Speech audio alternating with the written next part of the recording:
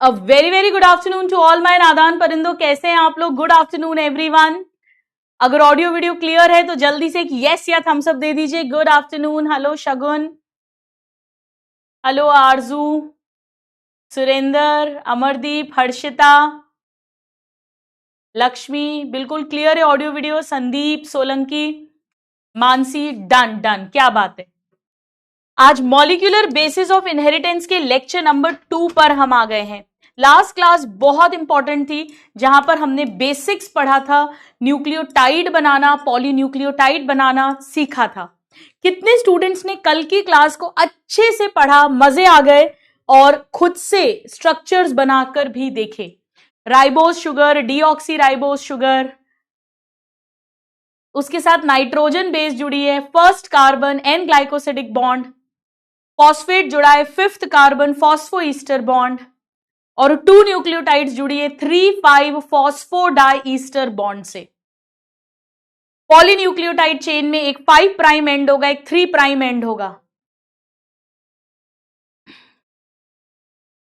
कितने लोगों ने ये कर लिया? मुझे जल्दी से यस या मी लिखकर भेजो एक बार।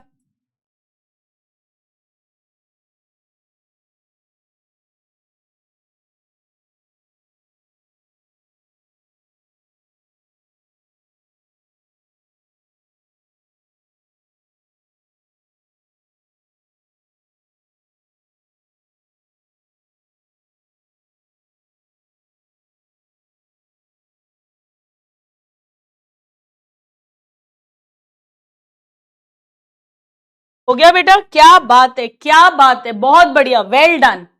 चलिए आइए आज कहानी को आगे बढ़ाएंगे, बट उसके पहले मैंने आपको एक होमवर्क दिया था। Number of phosphoester and phosphodiester. चलो फॉस्फो ईस्टर तो छोड़ो, फॉस्फो ईस्टर इतना इंपॉर्टेंट नहीं है पता करना, फॉस्फो ईस्टर इतना इंपॉर्टेंट नहीं है, इस पे क्वेश्चन भी नहीं आता।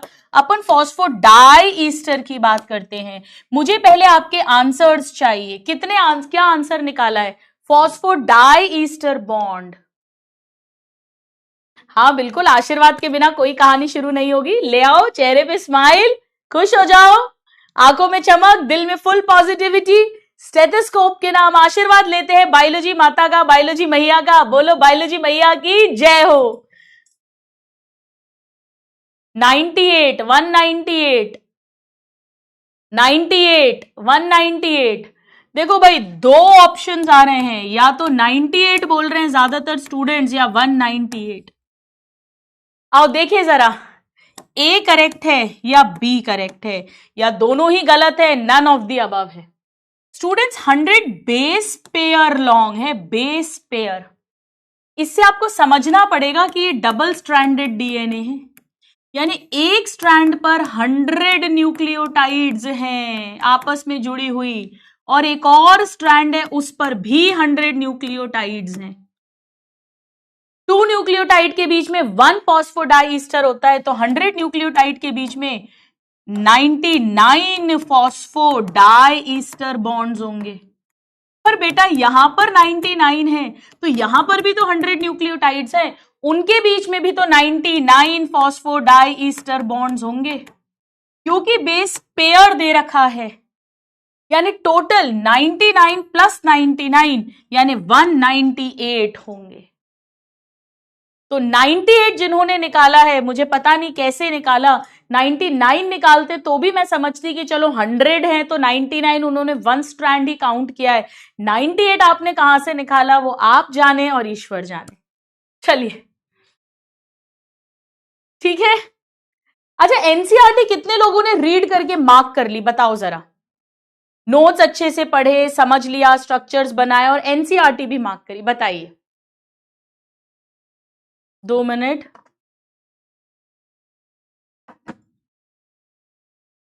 $98 कैसे निकाला यार?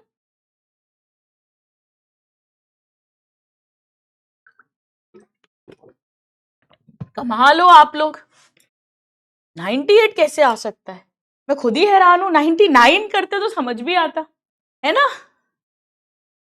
करा? अरे वाह, कितने सारे मी और थम्स अप आ रहे हैं, बहुत बढ़िया, वेल डन वेल डन। एक एक वर्ड अंडरस्टैंड हो गया, एक एक वर्ड समझ आया बेटा। हाँ, n-2 से भी कर सकते हो, बिल्कुल। 100 बेसिकली 200 न्यूक्लियोटाइड्स हैं। 100 बेस पेयर का मतलब 100 प्लस 100 200, तो 200 माइनस 2 यानी 198, ऐसे भी निकाल सकते हैं। ठीक है, ज्यादातर ने एनसीईआरटी रीड कर ली है। जो नहीं कर पाए हैं बेटा, कोई बात नहीं है, संडे कर लेना, बट संडे से लेट मत करना। उस वीक का उसी वीक में वाइंड अप करना है, ये ध्यान रखना। लास्ट लेक्चर रिवाइज करना है, आज की क्लास अच्छे से कंप्लीट करनी है। और अगर एनसीईआरटी करने का टाइम नहीं मिल पा रहा किसी को, कोई बात नहीं है बेटा, क्लास अच्छे से पढ़ लेना। और संडे तक हर हाल में, रात को जब संडे को सोएंगे उसके पहले जरूर थर्सडे फ्राइडे सैटरडे पूरी एनसीईआरटी कंप्लीट होनी चाहिए। अगर सेम डे नहीं कर पा रहे हो, पहली प्रायोरिटी तो सेम डे करना है ही। तो हमने न्यूक्लियोटाइड की बात समझ ली, हमने पॉलीन्यूक्लियोटाइड चेन बनाना सीख लिया। अब आइए हम बात करते हैं एक्चुअली डीएनए का स्ट्रक्चर कैसा होता है। डीएनए जो डबल स्ट्रैंडेड डीएनए है, उसका डबल हेलिक्स मॉडल होता है। 1953 में वॉटसन एंड क्रिक ने जब डबल हेलिक्स मॉडल दिया था, तो बिल्कुल इसी तरह पूरी दुनिया का सर चकरा गया था। पूरी दुनिया ने कभी सोचा भी नहीं था कि डीएनए जेनेटिक मटेरियल कैसा होता होगा, और वो हमें बताया वॉटसन एंड क्रिक ने 1953 में। ये इतनी बड़ी डिस्कवरी थी स्टूडेंट्स कि इसके लिए 9 इयर्स लेटर, 9 साल बाद यानी 1962 में इन्हें नोबेल प्राइज दिया गया। अगर आप लोगों ने बायोमॉलिक्यूल्स कभी पढ़ा हो, लेजेंड में पढ़ा दिया आई थिंक, और अल्फा में अभी नहीं हुआ, कोई बात नहीं बेटा, थोड़ा बहुत अगर आइडिया हो तो प्रोटीन का सीधा सीधा जो होता है उसे प्राइमरी स्ट्रक्चर कहते हैं, और जो घुमा हुआ होता है उसे सेकेंडरी कहते हैं। फिर जो 3 डायमेंशनल हो जाता है उसे टर्शरी कहते हैं। ये ऐसे घुमा हुआ होगा तो सेकेंडरी स्ट्रक्चर होता है, सेकेंडरी। इतना डिटेल भले ही ना पूछे। यानी अब हम बात करेंगे एक्चुअली डीएनए के स्ट्रक्चर की। हेडिंग डालिए, double helix model of DNA. Double helix model of DNA.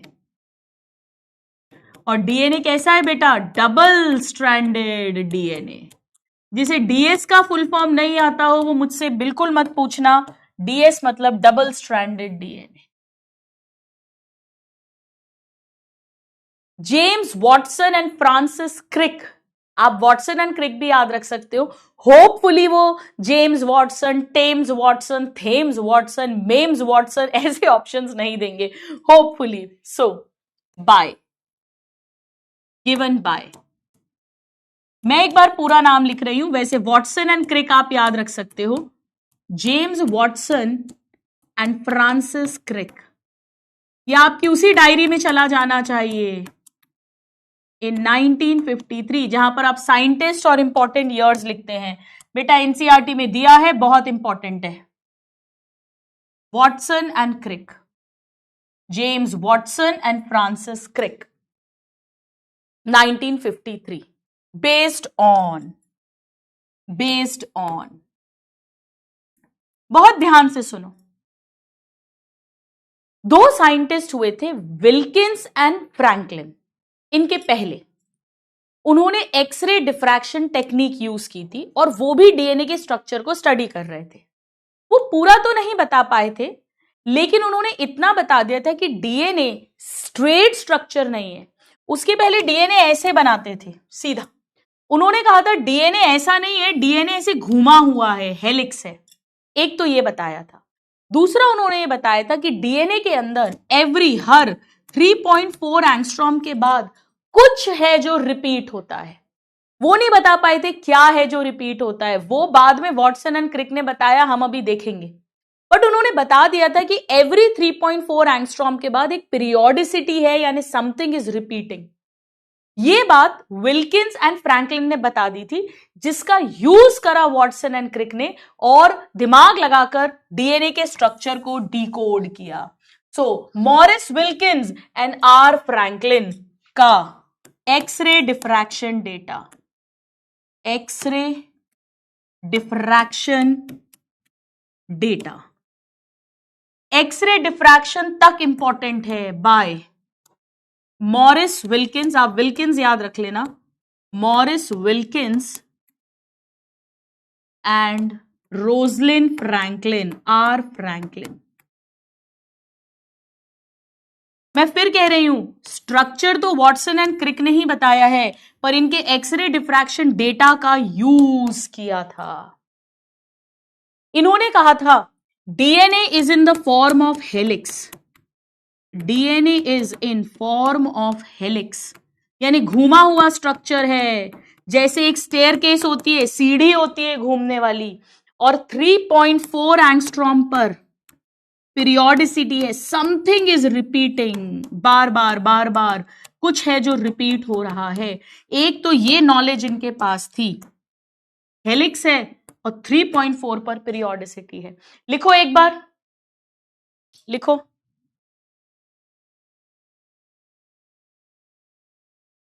हो जाए तो डन कर देना मुझे एक बार बेटा, डन।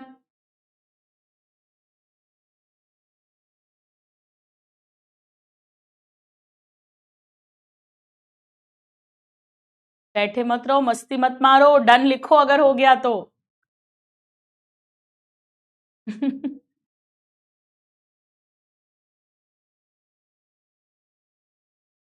चल, और दूसरा दूसरा एक साइंटिस्ट हुए बेटा, एरविन चारगाफ। इनके पहले एरविन चारगाफ, उनका भी एक रूल है, उनकी भी कुछ नॉलेज है जो वॉटसन एंड क्रिक ने यूज करी, तब उन्हें समझ आया एक्चुअली डीएनए कैसा होगा। देखो इन्होंने क्या कहा था, बहुत सिंपल है।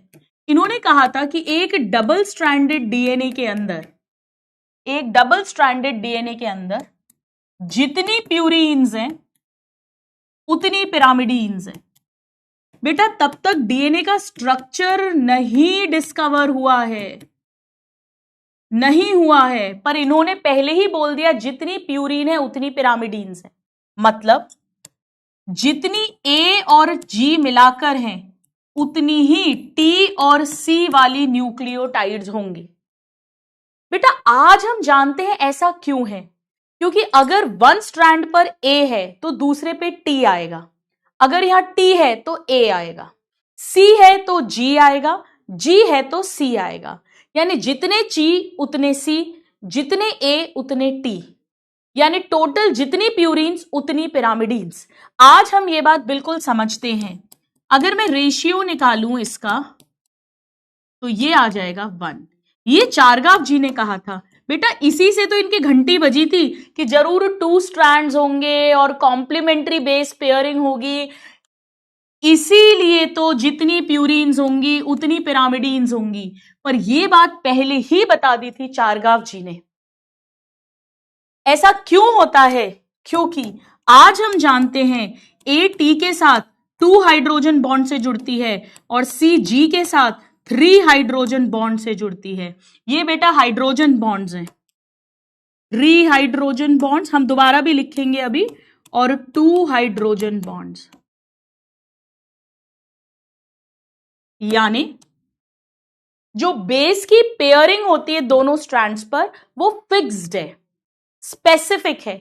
ऐसा नहीं है कि ए जी के साथ जुड़ जाए, सी टी के साथ जुड़ जाए ना। और कॉम्प्लीमेंट्री है, यानी एक प्यूरीन पिरामिडीन के साथ जुड़ रही है।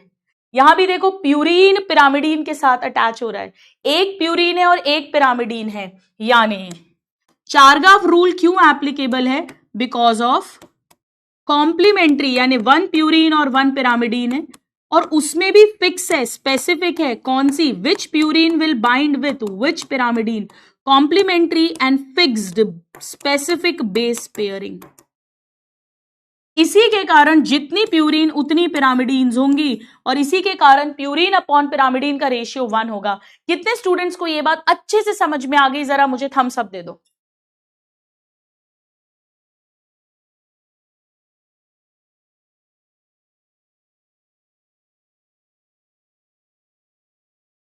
आ गई समझ में? जितना ए होंगे उतने टी होंगे, जितने जी होंगे उतने सी होंगे, यानी टोटल जितने भी ए हैं, अगर 10 ए हैं तो 10 टी हैं, अगर 20 जी हैं तो 20 सी हैं, यानी टोटल ए प्लस जी 30 हो गए, सी प्लस टी भी 30 हो गए। 30 अपॉन 30 1 हो गया। कितनी सिंपल मैथ्स है बेटा। तो चारगाफ जी और विल्किंस एंड फ्रैंकलिन, इन दोनों के नॉलेज को यूज करके वॉटसन एंड क्रिक ने डीएनए का डबल हेलिक्स मॉडल बताया था, जो अभी हम पढ़ेंगे। 9 years लेटर, यानी 9 साल बाद, इन 1962, अब ये भी एनसीईआरटी का डेटा है, गॉट नोबेल प्राइज। अब नोबेल प्राइज किस किस को मिला भाई? वॉटसन एंड क्रिक को तो मिला ही, बिल्कुल मिला, वॉटसन को, क्रिक को, साथ में विल्किंस जी को भी मिला, विल्किंस। स्टूडेंट्स, फ्रैंकलिन को नहीं दिया, ऐसा क्यों भाई? एक्सरे डिफ्रैक्शन डेटा तो विल्किंस और फ्रैंकलिन दोनों ने दिया था, तो फ्रैंकलिन को नोबेल प्राइज क्यों नहीं मिला भाई? ऐसा भेदभाव क्यों हुआ? Any idea? Anjali, butterfly clear क्या होता है बेटा? तितली की तरह साफ, पहली बार सुना। मक्खन क्लियर सुना है, क्रिस्टल क्लियर तो खैर मैं भी बहुत बोलती हूँ, क्रिस्टल क्लियर मेरा तकिया कलाम है। हाँ, प्रेमचंद ने बिल्कुल सही बताया। एक्चुअली फ्रैंकलिन जी की डेथ हो गई थी और उस टाइम तक मरणोपरांत, आफ्टर डेथ, यानी पॉस्ट्यूमसली नोबेल प्राइज नहीं दिया जाता था। अब तो खैर डेथ के बाद भी नोबेल प्राइज मिलते हैं। चलो एक न्यू पेज ले लो, एक न्यू पेज ले लो या एक डबल पेज ले लो। एक पेज पे हम डायग्राम बनाएंगे और उसके बगल वाले, साइड वाले पेज पर हम डिटेल लिखेंगे। इन्होंने ये बताया, देखो इमेजिन करो मस्त तरीके से, आपने वो घुमावदार सीढ़ी देखी, रोटेटिंग स्टेयरकेस। एक तो सीधी सीधी स्टेयरकेस है सीढ़ी, एक ऐसी घुमावदार होती है, बचपन में बड़े मजे आते थे, ऐसा लगता था चक्कर भी आ जाएंगे। बेटा उसमें क्या होता है? उसमें रेलिंग जो होती है, रेलिंग, इमेजिन करो रेलिंग, एक रेलिंग दूसरी रेलिंग,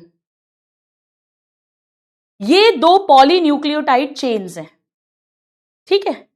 अब ये रेलिंग ऐसे जाती है, एक्चुअली रेलिंग कभी क्रॉस नहीं करती, ऐसे रेलिंग आपस में टकराती थोड़ी है, क्रॉस थोड़ी करती है, रेलिंग ऐसे चलती रहती है पैरेलल, ऐसे ऐसे चलती रहती है पैरेलल, ऐसे घूमती रहती है, ऐसे ही तो होता है। तो एक्चुअली जो हम डीएनए ऐसा बना देते हैं ना, ऐसा, ये गलत है, क्योंकि ये डीएनए कभी ऐसे क्रॉस नहीं करता है। एक्चुअली थोड़ा सा 3D लुक बनाना चाहिए। हम एक हल्का सा बनाते हैं, जैसे फॉर एग्जाम्पल ये अगर एक स्ट्रैंड है, सपोज ये एक स्ट्रैंड है, यहां मान लो 5 प्राइम एंड है, ये 3 प्राइम एंड है, यहां फॉस्फेट फ्री होगा, एक और न्यूक्लियोटाइड ऊपर लग सकता है, या OH एंड फ्री होगा 3 प्राइम। तो जो सेकेंड स्ट्रैंड है बेटा, वो एक्चुअली उस रेलिंग की तरह चलेगा, उस रेलिंग की तरह, सेकेंड वाली रेलिंग की तरह, यानी इसके पैरेलल है वो, इसके पैरेलल।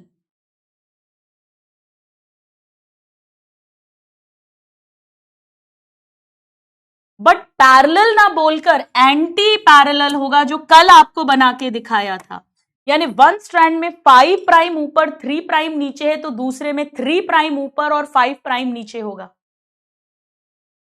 यानी 2 पॉलीन्यूक्लियोटाइड चेन्स होंगी। तो आप नेक्स्ट पेज पर, बगल वाले पेज पे फर्स्ट पॉइंट लिखना कि डीएनए जो है it is made of 2 polynucleotide chains, 2 polynucleotide chains, 2 chains का बना है जो पॉलीन्यूक्लियोटाइड चेन्स हैं। अब इसके अंदर बेटा ऐसा इमेजिन करो कि होगा क्या, देखो ये शुगर है, सेंटर में शुगर है, मान लो ये शुगर है, शुगर के यहां फॉस्फेट जुड़ा है 5th प्राइम पर, 5th कार्बन से फॉस्फेट जुड़ा है, और शुगर के फर्स्ट कार्बन से बेस जुड़ी है, मान लो TACGC,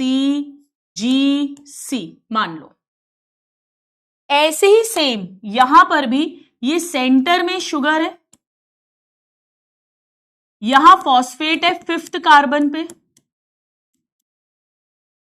और फर्स्ट कार्बन पर बेस है, और बेस बेटा कॉम्प्लीमेंट्री है, ए के सामने टी, टी के सामने ए, जी के सामने सी, सी के सामने जी, यानी, और ये जो है ये आपस में 82 हाइड्रोजन बॉन्ड से और Cg3 हाइड्रोजन बॉन्ड से ज्वाइंट है, यानी अगर आप गौर से देखो तो जो रेलिंग बन रही है, बैकबोन, वो क्या है? Sugar phosphate, sugar phosphate, sugar phosphate, इसकी तो रेलिंग है। और जो सीढ़ी है, सीढ़ी, ये तो रेलिंग हो गई, sugar phosphate, sugar phosphate, sugar phosphate. और जो स्टेयर्स हैं, सीढ़ियां हैं, वो बेस पेयर है। Base pair, base pair, base pair, base pair, base pair. Basis अंदर की तरफ हैं। देखो, ये ऐसा भी तो हो सकता था कि फॉस्फेट अंदर होता और इधर की बेस यहां होती, और यहां पर फॉस्फेट अंदर होता और इधर की बेस यहां होती, टी। पर बेटा ऐसा हो नहीं सकता, वरना बेस पेयरिंग कैसे होगी? तो बेसिस अंदर की तरफ हैं, और बैकबोन जो बनी है, रेलिंग जो बनी है, वो शुगर फॉस्फेट से बनी है। आया समझ में? तो बैकबोन जो है, इसकी बैकबोन, पॉलीन्यूक्लियोटाइड चेन की बैकबोन, वो है sugar phosphate, sugar phosphate, sugar phosphate. और बेसिस अंदर की तरफ है, बेसिस प्रोजेक्ट इनवर्ड्स। बेटा तभी तो बेस पेयरिंग होगी। अगर बेसिस आउटवर्ड होती तो फिर आपस में कैसे ज्वाइन करती? तो बेसिस इनवर्ड है और बैकबोन शुगर फॉस्फेट है, बैकबोन। और ये दोनों स्ट्रैंड्स एंटी पैरेलल हैं। Both strands are antiparallel. Antiparallel का मतलब कल क्लास में बहुत अच्छे से समझा चुकी हूं कि वन स्ट्रैंड में अगर ऊपर 5 प्राइम है तो सेकेंड स्ट्रैंड में नीचे 5 प्राइम होगा। यानी वन स्ट्रैंड 5 to 3 है, तो जो सेकेंड वाला स्ट्रैंड है, अदर स्ट्रैंड, उसमें उल्टी गंगा बहेगी, उसमें 3 ऊपर और 5 नीचे होगा। बैकबोन है फॉस्फेट शुगर की, बेसिस अंदर की तरफ है, मिलकर बेस पेयर बनाएंगी। यानी थर्ड पॉइंट है कि बेस पेयरिंग होगी, कॉम्प्लीमेंट्री होगी एंड स्पेसिफिक होगी। फिक्स्ड है, कौन सी बेस किसके साथ जुड़ेगी, ये फिक्स्ड है। Complementary and specific base pairing to form base pair, तभी तो बेस पेयर बनेगा, बेस पेयर बनेगा। फिक्स है यहां पर कि ए टी के साथ जुड़ेगी और जी सी के साथ जुड़ेगी, ये फिक्स है, fix, fix by hydrogen bonds, bye hydrogen bonds.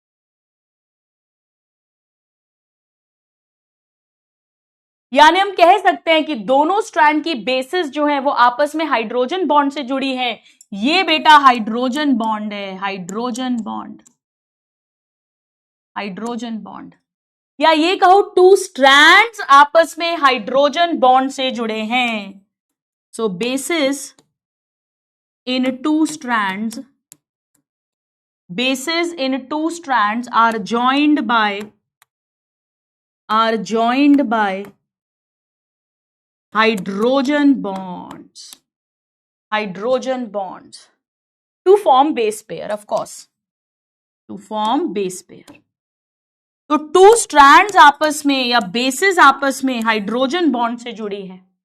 Of course यहां पर फॉस्फोडाई ईस्टर बॉन्ड होगा, इसका फॉस्फेट इसके शुगर के साथ, ये बेटा फॉस्फोडाई ईस्टर बॉन्ड्स बन रहे होंगे। उसकी डिटेल में अपन अभी नहीं जा रहे हैं, कल बना के सीख चुके हैं। तो एक पॉलीन्यूक्लियोटाइड चेन के अंदर टू न्यूक्लियोटाइड्स आपस में 3,5 फॉस्फोडाई ईस्टर बॉन्ड से जुड़ी हैं, बट टू स्ट्रैंड्स या बेसिस आपस में हाइड्रोजन बॉन्ड से जुड़ी हैं। ठीक है, यहां तक लिखा सबने?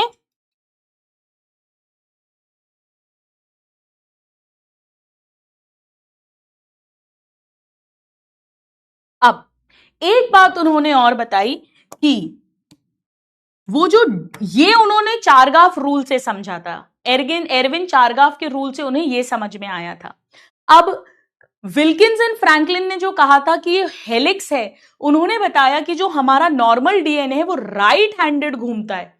बेटा एक जेड डीएनए भी होता है जो लेफ्ट हैंडेड कॉइलिंग करता है, बाकी ए बी सी डी सारे डीएनए राइट कॉइलिंग करते हैं। अपन डिटेल में नहीं जाएंगे, अपने अंदर बी डीएनए होता है तो अपन वही मानेंगे, ठीक है, थोड़ा थोड़ा डिफरेंस होता है। तो DNA coils in right handed helix, सीधे हाथ की तरफ ऐसे घूमता है, राइट हैंडेड हेलिक्स।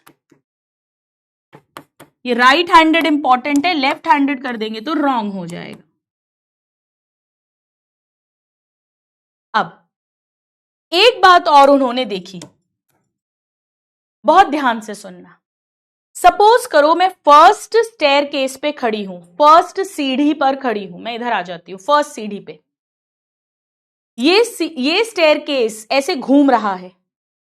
मुझे अगर पूरा वन टर्न देखना है 360 डिग्री, यानी वो सीढ़ी, भाई पहली सीढ़ी यहां है, दूसरी सीढ़ी कुछ एंगल पर होगी, फिर कुछ एंगल पर होगी, करते करते मेरे सर के ठीक ऊपर जो सीढ़ी आएगी, मतलब पूरा वन राउंड हो गया है, मतलब वन सर्कल, मतलब 360 डिग्री घूम गया है।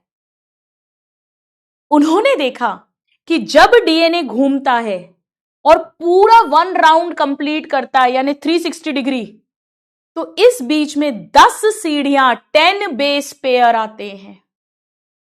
जैसे बैट्समैन और बॉलर के बीच में पिच होती है, ऐसे ही फर्स्ट स्टेयरकेस और पूरा वन राउंड जब कंप्लीट हुआ, इसके डिस्टेंस को पिच कहेंगे, pitch of the helix, pitch of the helix. यानी नेक्स्ट पॉइंट है pitch of the helix. Pitch का मतलब है बेटा जब पूरा वन कंप्लीट राउंड हुआ है, वन कंप्लीट टर्न हुआ है, पूरा 360 डिग्री डीएनए घूमा है, तो कितनी लंबाई है उसकी, कितनी लंबाई है, लेंथ ऑफ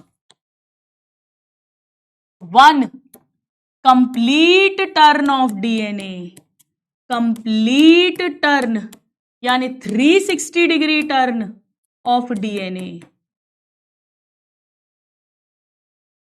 उन्होंने ये देखा कि ये जो लंबाई है ये 34 एंगस्ट्रॉम या 3.4 नैनोमीटर है। ये साइंटिस्ट ने मेजर करा, जेम्स वॉटसन एंड क्रिक ने। 34 एंगस्ट्रॉम या 3.4 नैनोमीटर है। उन्होंने ये भी देखा कि इसमें 10 बेस पेयर आ रहे हैं, यानी ऐसा लिख देती हूं, contains 10 base pair. 10 base pair आते हैं वन कंप्लीट टर्न के अंदर। इसका मतलब बेटा अगर 10 बेस पेयर के बीच में 34 एंगस्ट्रॉम का डिस्टेंस है, इसका मतलब distance between two base pair, जो बगल बगल वाले दो बेस पेयर्स हैं, उनके बीच में कितना डिस्टेंस होगा, तो बहुत आसान है, 34 डिवाइडेड बाय 10 यानी 3.4 एंगस्ट्रॉम या नैनोमीटर में हो जाएगा 0.34 नैनोमीटर। बेटा यही वो चीज है जो विल्किंस एंड फ्रैंकलिन ने कहा था कि एवरी 3.4 एंगस्ट्रॉम के बाद कुछ रिपीट हो रहा है। क्या रिपीट हो रहा है? बेस पेयर रिपीट हो रहा है। एक बेस पेयर, फिर अगला base pair, next base pair, next base pair, सबके बीच में 3.4 एंगस्ट्रॉम का डिस्टेंस, तो जो 10वां 10th बेस पेयर आएगा वो 34 एंगस्ट्रॉम दूर होगा, पूरा कंप्लीट टर्न हो गया है। वेरी वेरी इंपॉर्टेंट, यूनिट्स का बड़ा ध्यान रखना भाई, यूनिट्स का बड़ा ध्यान रखना। आपको पता होना चाहिए कि 1 एंगस्ट्रॉम होता है 10 टू द पावर -10 मीटर, और 1 नैनोमीटर होता है, नैनो मतलब 10 टू द पावर -9 मीटर। ये आना चाहिए, बेसिक फिजिक्स है। क्या कोई बताएगा कि हर स्टेयरकेस, हर बेस पेयर कितने डिग्री के एंगल पर है एक दूसरे से? एंगल की बात कर रही हूं, कितना डिग्री का एंगल है, कोई बताएगा? कितने डिग्री का एंगल है, बताओ।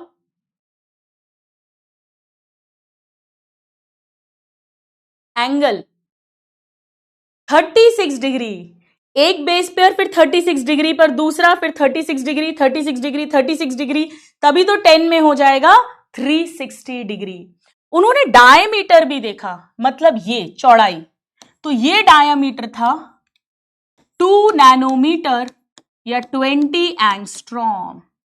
डायमीटर था बेटा 2 नैनोमीटर या 20 एंगस्ट्रॉम। लिखिए,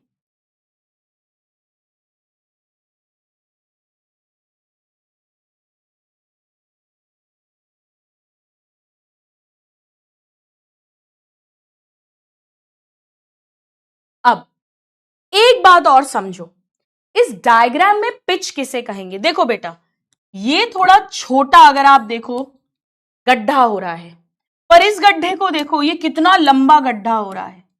बेटा ऑल्टरनेट होता है, एक छोटा गड्ढा फिर एक लंबा गड्ढा, फिर एक छोटा गड्ढा फिर एक लंबा गड्ढा, इन्हें बोलते हैं माइनर ग्रूव। हालांकि ये एनसीईआरटी में नहीं दिया है, ऑल्टरनेट होंगे, और इसे कहते हैं मेजर ग्रूव या डीप ग्रूव।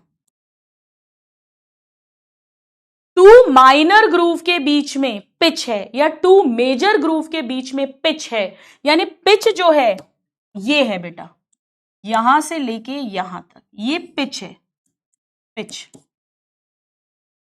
5 इसमें होंगे, 1 2 3 4 5, 5 इधर होंगे, 10 हो गए। ये पूरा 360 डिग्री का टर्न है, वन माइनर से नेक्स्ट माइनर के बीच या वन मेजर से नेक्स्ट मेजर के बीच, ये पिच होता है। आपको याद है मैंने cell the unit of life में पढ़ाया था कि डीएनए नेगेटिवली चार्ज्ड है और वो हिस्टोन प्रोटीन जो पॉजिटिवली चार्ज बेसिक प्रोटीन है उसके आसपास में लपेटता है।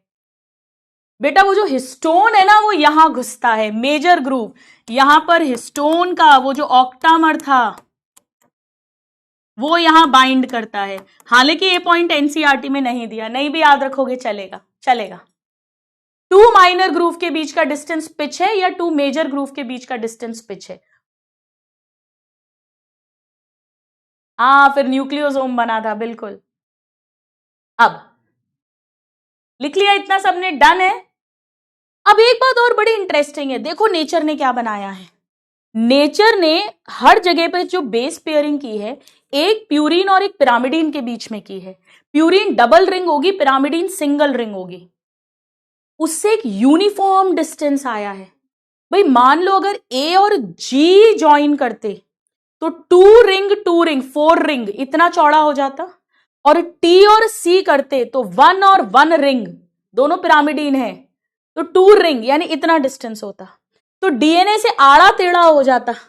लेकिन डीएनए का यूनिफॉर्म डायमीटर है, यहां ए है तो यहां टी है, यहां टी है तो यहां ए है, कुल मिलाकर 2 रिंग और 1 रिंग, 3 रिंग और बीच का हाइड्रोजन बॉन्ड, यूनिफॉर्म डिस्टेंस है।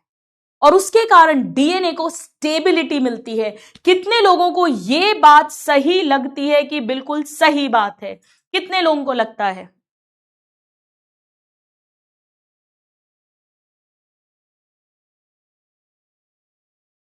सो stability of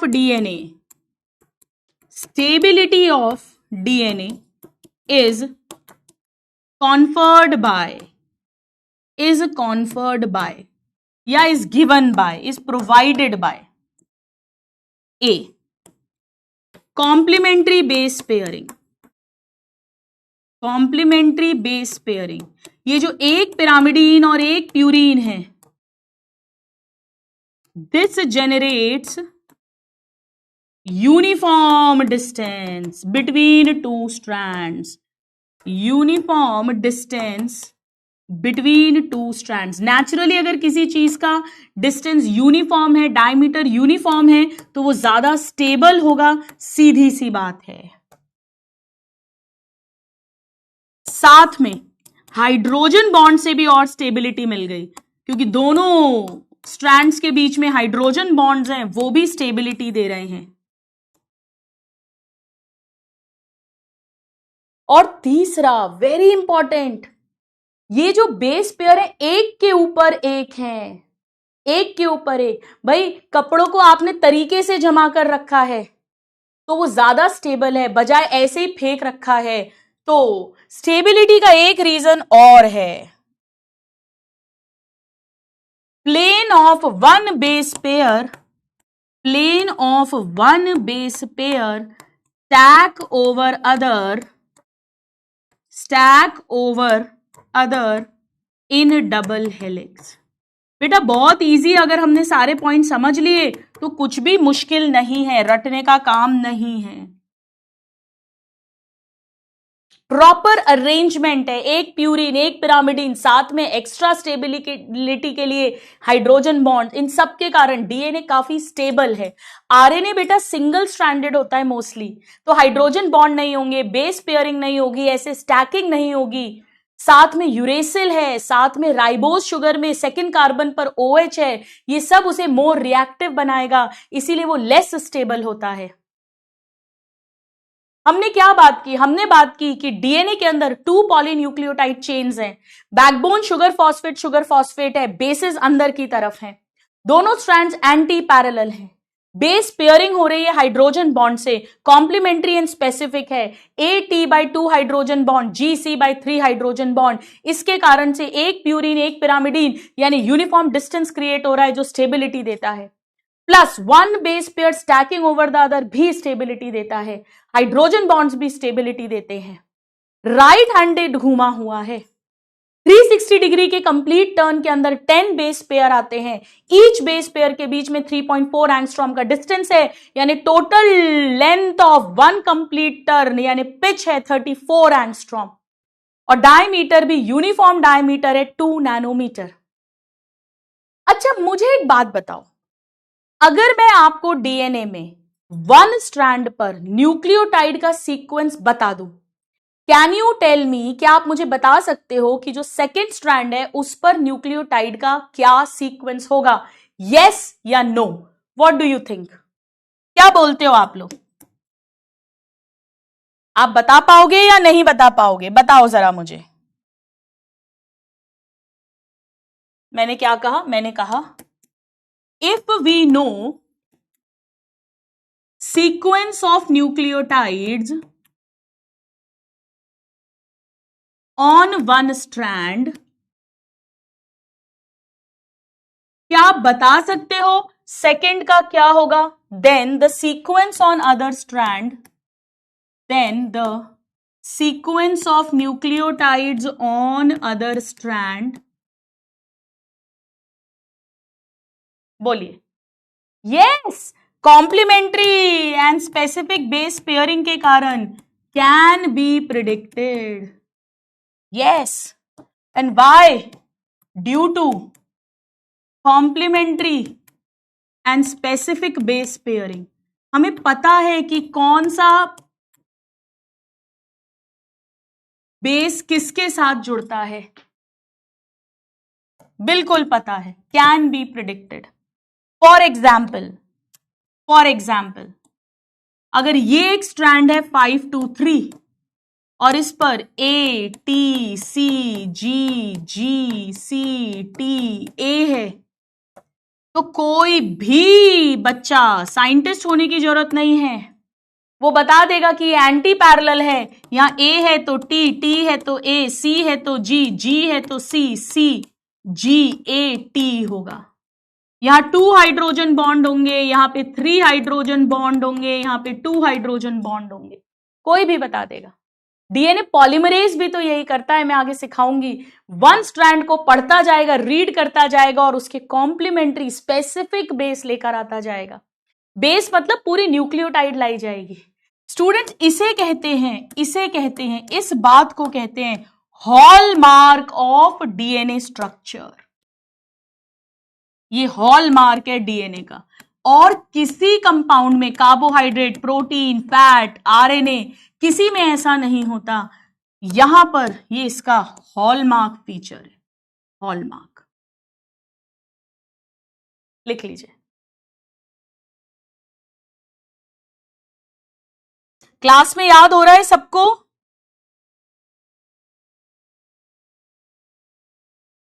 ये जो complementary and specific base pairing वाली बात है बेटा, ये इन्होंने चारगाव जी से सीखी। और डबल हेलिक्स एंड साथ में 3.4 के बाद कुछ रिपीट होता है, वो बेस पेयर है। ये दिमाग जो उनको मिला वो विल्किंस एंड फ्रैंकलिन जी का मिला।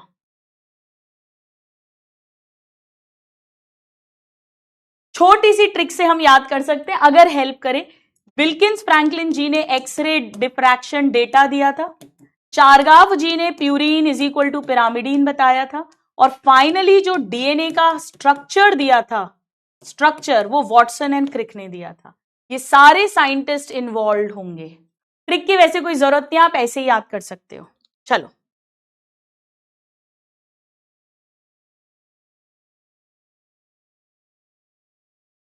अब आइए मुझे आपको एक डायग्राम दिखाना है।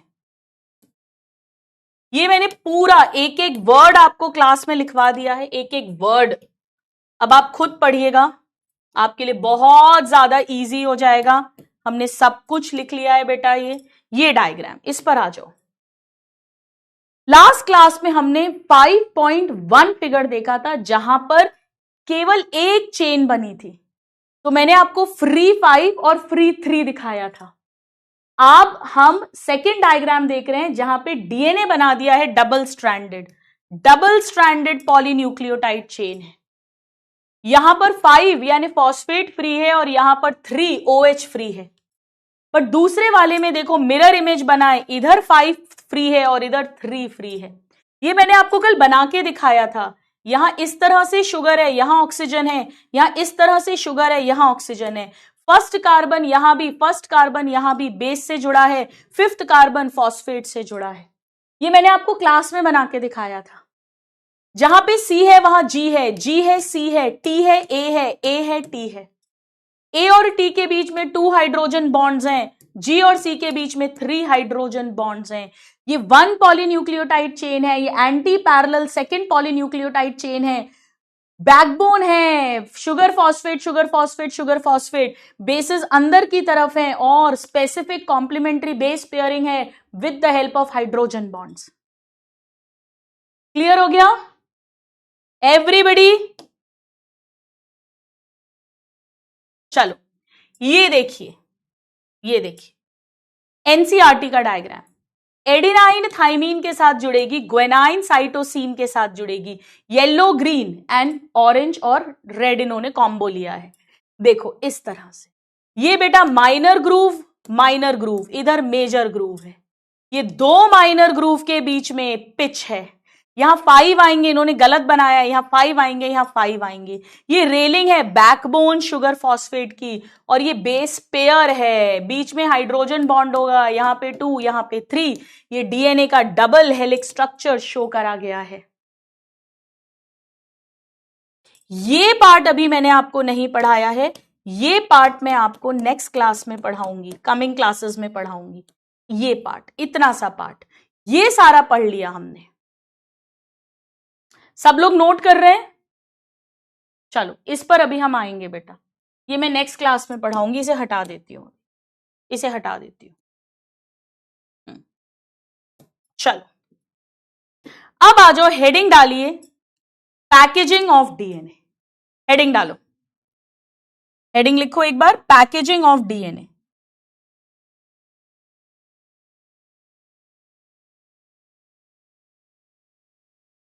अब पहले समझो डीएनए को पैक क्यों करना है। देखो, जब हम कहीं ट्रैवलिंग में जाते हैं तो हम सूटकेस में सामान रखते हैं। अगर मैं ऐसे ही सामान पटक दूं, ऐसे यूं ही डाल दिया मैंने, पटक दिया, तो ज्यादा सामान नहीं आएगा। पर अगर हम जमा जमा के अच्छे से रखेंगे तो बहुत सारा सामान आ जाएगा। कल मेरे हस्बैंड ने एक इतनी मस्त चीज मंगवाई है, मैं आपको शेयर करती हूँ क्योंकि पैकेजिंग की अभी बात हो रही है। हमने अमेजन से मंगवाया, देख के, वी ट्रैवल अ लॉट। एक ना ऐसे प्लास्टिक बैग्स आए हैं ट्रांसपेरेंट, जैसे सपोज करो तकिया ले जाना है, पिलो या कंबल ले जाना है,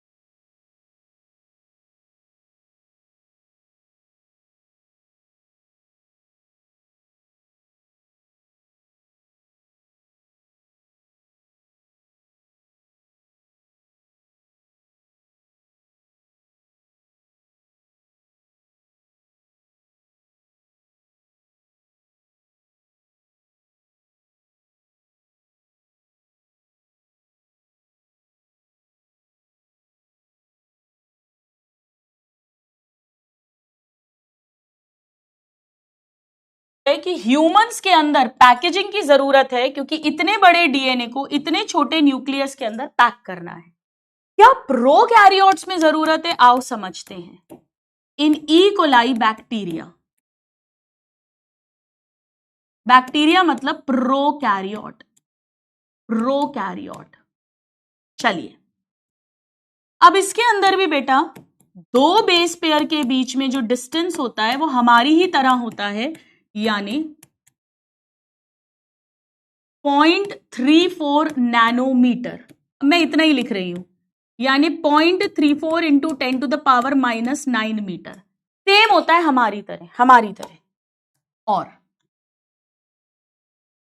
टोटल, बेटा मैंने यहाँ एक चीज गड़बड़ लिख दी है, total number of base pair ऐसा लिख दो, है ना, total number of base pair. Total number of base pair जो है हमने फर्स्ट क्लास में पढ़ा था, 4 लिखा, कोलाई में 4 आता है, 5 लिखने का मन नहीं है, 6 लिखा, इंटू 10⁻⁶ बेस पेयर, यानी टोटल लेंथ ऑफ डीएनए कितनी होगी? टोटल लेंथ ऑफ डीएनए, आप सिंपल सी बात कहोगे कि मैम दो बेस पेयर के बीच में जितना डिस्टेंस है मल्टीप्लाई बाय जितनी बेस पेयर है। अब बड़ा गौर से देखो, यहां +6 और -9 यानी -3 अभी भी रह गया है। मीटर, ये हमने मीटर में कन्वर्ट किया था बेटा, मीटर में। हमारे में ये भी -9 था, तो -9 और +9 कैंसिल हो गए, पर यहां पर +6 और -9 यानी -3 अभी भी है। और अगर आप 0.34 और 1.3 को मल्टीप्लाई करोगे तो रफली 1.3 आएगा, यानी 1.3 इंटू 10⁻⁻³ मीटर। और -3 मीटर का मतलब होता है बेटा मिलीमीटर। 1 मीटर में 1000 मीटर आते, मिलीमीटर आते हैं, यानी इतनी लेंथ ऑफ डीएनए है। एक बात और ध्यान रखो बेटा, हमारे अंदर हैप्लॉइड और डिप्लॉइड का कॉन्सेप्ट था, बैक्टीरिया में ऐसा कुछ नहीं होगा। बैक्टीरिया में तो एक ही डीएनए, एक ही क्रोमोसोम है, पढ़ा चुकी हूं cell the unit of life में। अब इनके यहां न्यूक्लियस होगा या नहीं होगा, बताओ, न्यूक्लियस होगा या नहीं होगा? भाई ये तो प्रोकैरियोट है, न्यूक्लियस तो होता नहीं है, तो डीएनए कहां है? इसी बैक्टीरिया के अंदर, साइटोप्लाज्म में पड़ा है।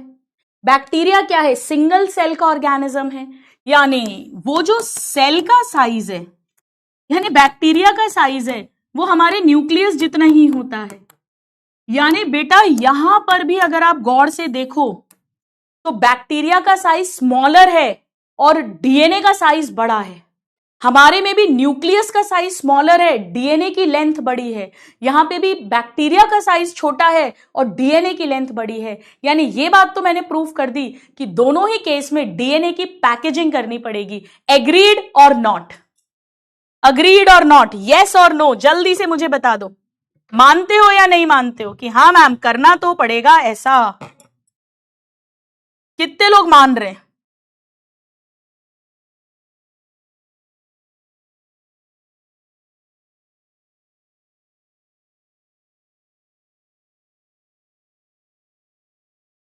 चलिए, हो गया। चलो अब सबसे पहले हम प्रोकैरियोट्स में पैकेजिंग की बात करते हैं। So packaging of DNA in prokaryotes, in prokaryotes, क्योंकि ये थोड़ी सिंपल होती है।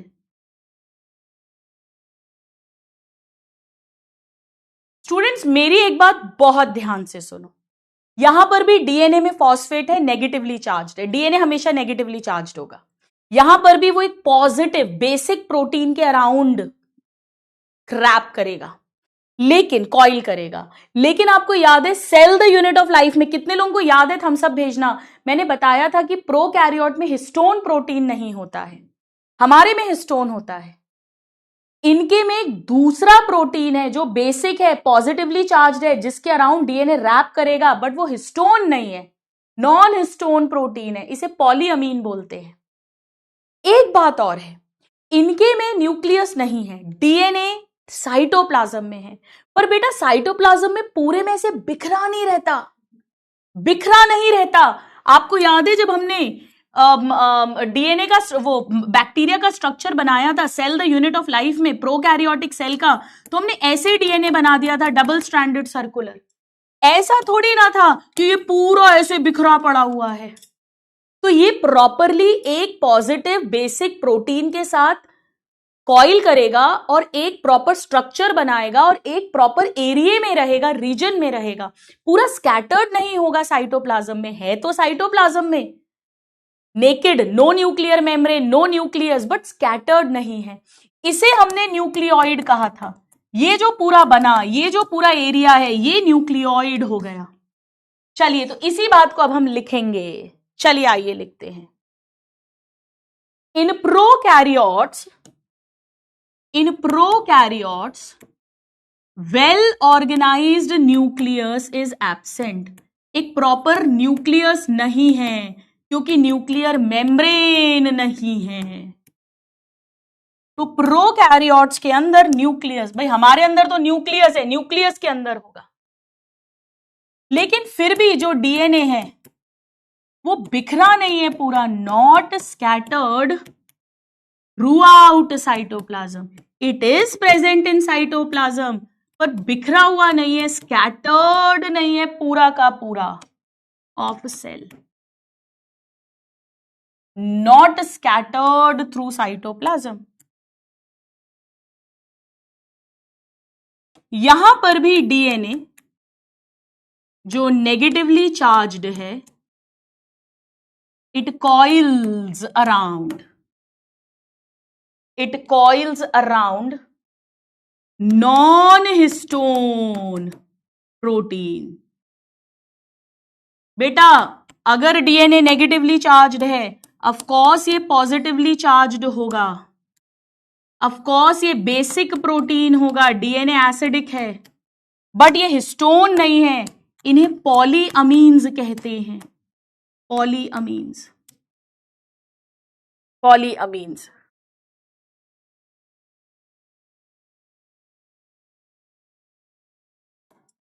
डीएनए जो नेगेटिवली चार्ज्ड है वो polyamines protein, non histone protein है, ये पॉलीअमीन के साथ जुड़ेगा, पॉलीअमीन के साथ।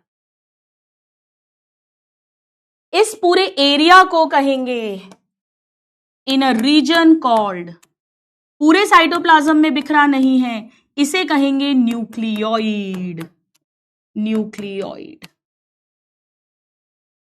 फॉर एग्जाम्पल ये है तो ऐसे प्रॉपर न्यूक्लियोइड है, double stranded circular single DNA, single double stranded circular DNA.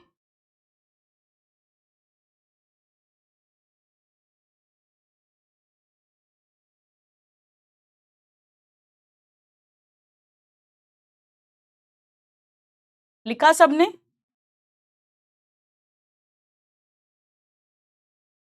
हो जाए तो मुझे डन लिख दो एक बार बेटा, हो जाए तो डन लिखो। अब मैं आपकी क्लास लेने वाली हूं क्योंकि अब हम बात करेंगे packaging of DNA in eukaryotes, packaging of DNA in eukaryotes. आपको याद है क्रोमैटिन का धागा बनेगा, फिर उससे फाइनली क्रोमोसोम बनते हैं जब सेल डिवीजन होता है, यानी मच मोर कॉम्प्लेक्स है देन प्रोकैरियोट्स। याद है 5 टाइप के हिस्टोन थे, H1 जो था वो लिंकर था, याद आ रहा है?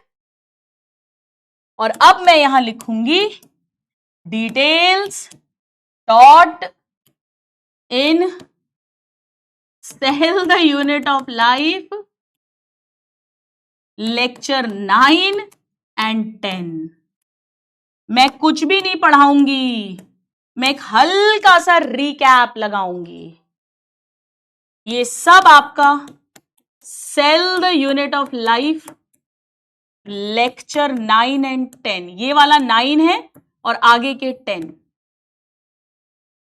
आप लोगों को याद आ रहा है हमने कहा था कि हमारा न्यूक्लियस जिसमें डबल मेम्ब्रेन है, न्यूक्लियोप्लाज्म है, न्यूक्लियर पोर्स हैं, इंटर न्यूक्लियर मेम्ब्रेन के स्पेस है, इसमें से ये है पूरा क्रोमैटिन का धागा। कितने लोगों को याद आ रहा है? मैं नहीं पढ़ाऊंगी दोबारा, कितने ही थम्स डाउन करो, मुंह बनाओ, कुछ भी करो, कुछ भी करो बेटा, पहला चैप्टर है, अभी तक तो 1000 बार रिवाइज होके टिप्स पर होना चाहिए था। नहीं आता है, मेहनत करो, आधा घंटा एक्स्ट्रा जगो और दोबारा से इसको सुनो, आपकी मर्जी है। चलो, ये क्रोमैटिन का धागा था, नॉन डिवाइडिंग सेल के अंदर क्रोमैटिन का धागा था। हर ह्यूमन सेल में 2.2 मीटर लंबा डीएनए था। डीएनए क्रोमैटिन के फॉर्म में रहता है। डिवीजन के टाइम पर, सेल डिवीजन के टाइम पे क्रोमोसोम बनाता है। आपके ही बैच की स्लाइड लगाई है। डीएनए एसिडिक था, नेगेटिवली चार्ज था। हिस्टोन प्रोटीन बेसिक था, पॉजिटिवली चार्ज था। लाइसिन, आर्जिनिन, अमीनो एसिड्स में रिच था। 5 टाइप के हिस्टोन थे। H1 लिंकर बनाएगा, 2A, 2B, 3 और 4 के 222 मॉलिक्यूल्स ऑक्टामर कोर बनाएंगे। क्रोमैटिन का जो धागा है ये भी बेसिक है, बेसिक डाई से स्टेन होगा। इसमें डीएनए, थोड़ा सा आरएनए, हिस्टोन और कुछ और नॉन हिस्टोन प्रोटीन्स हैं, यानी न्यूक्लिक एसिड और प्रोटीन यानी न्यूक्लियो प्रोटीन्स हैं। क्रोमैटिन के अंदर सबसे पहले हिस्टोन की ऑक्टामर कोर होगी, उसके अराउंड डीएनए 1/3/4 पौने 2 टर्न्स करेगा और लिंकर हिस्टोन उसे लॉक कर देगा। ये 1 न्यूक्लियोसोम बनेगा जो 200 बेस पेयर माना जाएगा। ऐसे करते करते ये पूरा क्रोमैटिन का धागा बनेगा और न्यूक्लियोसोम इस पर मोती हैं, यानी beads on a string appearance. ये बीड्स न्यूक्लियोसोम है। इस क्रोमैटिन का धागे की डायमीटर 11 to 14 नैनोमीटर हो गया। डीएनए का 2 नैनोमीटर था, पहली कॉइलिंग हो गई है, देख लो थिकनेस बढ़ गई है। यानी रेस्टिंग स्टेज में जब सेल डिवाइड नहीं कर रहा क्रोमैटिन होगा, सेल डिवीजन के टाइम पर क्रोमोसोम हो जाएगा कॉइलिंग करके। कॉइलिंग में सबसे पहले क्रोमैटिन बनेगा, उसके बाद सोलेनॉइड, सुपर सोलेनॉइड, क्रोमैटिड और क्रोमोसोम। ये फंडा में बहुत डिटेल में पढ़ा चुकी हूं लेक्चर 9 और लेक्चर 10 में। हमने पढ़ा था क्रोमैटिन भी 2 तरह का होगा, एक थोड़ा लूजली पैक्ड होगा, डाई डालने पे हल्का कलर आएगा, आराम से इसके डीएनए से एमआरएनए बन सकता है, यानी ट्रांसक्रिप्शनली एक्टिव जीन्स है। यू क्रोमैटिन सच्चा क्रोमैटिन। पर जो डेंसली पैक्ड है, डार्क स्टेन्ड है, वो इनएक्टिव होगा, उसके डीएनए से आरएनए नहीं बनता है। जितने थम्स डाउन देने हैं दे दो। 2 घंटे लेक्चर 10 और कम से कम 1 घंटा लेक्चर 9, 3 घंटे में ये चीज पढ़ाई थी, आपको 3D डायग्राम्स भी दिखाए थे।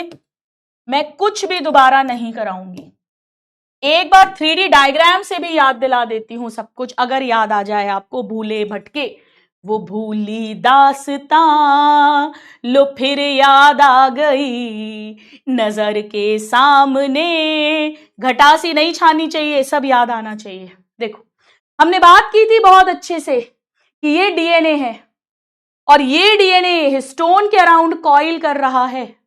हिस्टोन के अराउंड कॉइल करेगा और कॉइलिंग होगी तो सोलेनॉइड, सुपर सोलेनॉइड बनेगा और ऐसे करते करते एक क्रोमैटिड के अंदर डीएनए आ गया और एस फेज में जब डबल होगा डीएनए तो 2 सिस्टर क्रोमैटिड्स यानी 1 क्रोमोसोम बन जाएगा। चाहे आप ये डायग्राम देख लीजिए, ये डायग्राम मैंने आपको क्लास में दिखाया था जो अब मैं बता रही हूं, ये डायग्राम, और बहुत अच्छे से हमने देखा था डीएनए, फिर ये chromatin, solenoid, super solenoid, chromatid और ऐसे कर कर ये 2 क्रोमैटिड, सिस्टर क्रोमैटिड, इससे बन गया क्रोमोसोम। क्रोमोसोम जो एक सेंट्रोमियर पर अटैच्ड है। ठीक है, चलो आपके थम्स डाउन की आज तो ऐसी की तैसी। चलो बेटा, डीएनए का डबल स्ट्रैंडेड स्ट्रक्चर भी एक बार देख लो। पता है, अगर जितने थम्स डाउन दे रहे हैं ना, जिसको याद नहीं आ रहा है, आप बहुत बड़ी मुसीबत में हो। मेरा लॉस नहीं है, ये आपका खतरनाक वाला लॉस है बेटा। अगर आपको फर्स्ट चैप्टर याद नहीं आ रहा है, मतलब अब तो कितने चैप्टर हो गए अपने, 11th क्लास के पूरे निपट गए, सेल के 2, living world, biological classification, plant kingdom, morphology, anatomy और 3, 10 चैप्टर तो अपने वो हो गए और 1 चैप्टर 12th का हो गया सेक्सुअल। 11 चैप्टर हो चुके हैं, 12वां चल रहा है। अगर आपको फर्स्ट चैप्टर याद नहीं आ रहा है तो आप खुद सोचो आप कितने पानी में हो, कितनी बुरी स्थिति में हो। दिवाली पे सब रिवाइज भी करवा चुकी हूं। ये देखिए डबल स्ट्रैंडेड स्ट्रक्चर कुछ इस तरह से घूमा हुआ रहता है, कहीं पर भी देखो क्रॉस नहीं कर रहा है, क्रॉस नहीं कर रहा, इस तरह से रहता है ये डबल स्ट्रैंडेड स्ट्रक्चर।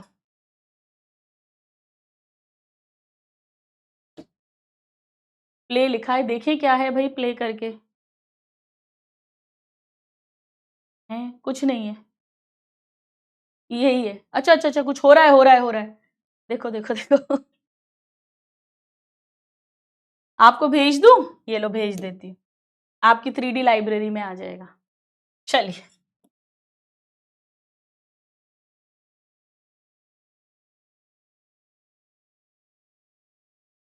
ये देखो ऐसा, ये ज्यादा अच्छा है अपने लिए, तो ये भी मैं आपको भेज रही हूँ, सेंड टू स्टूडेंट्स।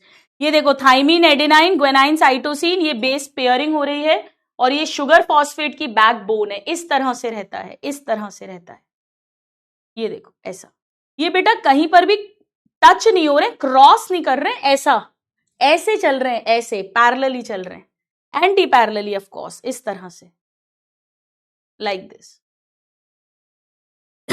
चलो, तो मेरी तरफ से डीएनए पैकेजिंग कंप्लीट है। ये देख लो भाई डायग्राम, एक बार एनसीईआरटी ओपन करो, एक बार एनसीईआरटी ओपन करो। ये सब तो मैंने क्लास में अभी अभी पढ़ा दिया है। ये देखो, ये हिस्टोन का ऑक्टामर है, ये पूरा डीएनए रैप हो रहा है, ये 1/3/4 टर्न, ये डीएनए है। तो ये जो पूरा स्ट्रक्चर है, ये तो हिस्टोन का ऑक्टामर है, ये ग्रीन वाला जो बॉल है ये तो कोर है, ये डीएनए रैप हुआ, ये H1 लिंकर हिस्टोन हो गया, तो ये बन गया न्यूक्लियोसोम, ये पूरा न्यूक्लियोसोम बन गया, 200 बेस पेयर। नाउ ये अभी अभी मैंने आपको दिखाई दिया है, ये इलेक्ट्रॉन माइक्रोस्कोप में कैसा दिखेगा, ऐसा देखो, ये न्यूक्लियोसोम है, ये जो बीड्स है ना ये न्यूक्लियोसोम है, माला के मोती, ये ऐसा इलेक्ट्रॉन माइक्रोस्कोप में ऐसा दिखता है, beads on a string, beads है न्यूक्लियोसोम। ये भी मैं आपको डायग्राम वहां दिखा चुकी हूं। कितने बच्चों को याद आ रहा है बताओ, ये डीएनए 2 नैनोमीटर, फिर इससे न्यूक्लियोसोम्स बन रहे हैं, क्रोमैटिन बन रहा है, solenoid, super solenoid, chromatid and finally chromosome, ये सब डायग्राम्स मैं आपको वहां भी दिखा चुकी हूं। चलो आओ एक क्वेश्चन करते हैं, कितने बच्चों को याद आ रहा है, करो, नहीं होमवर्क नहीं, अभी करो, अभी करो। ये एक डबल स्ट्रैंडेड डीएनए है, वन स्ट्रैंड पर ये है, सेकेंड स्ट्रैंड आपको खुद बनाना है। हाइड्रोजन बॉन्ड और फॉस्फोडाइस्टर बॉन्ड कैलकुलेट करके बताओ मुझे।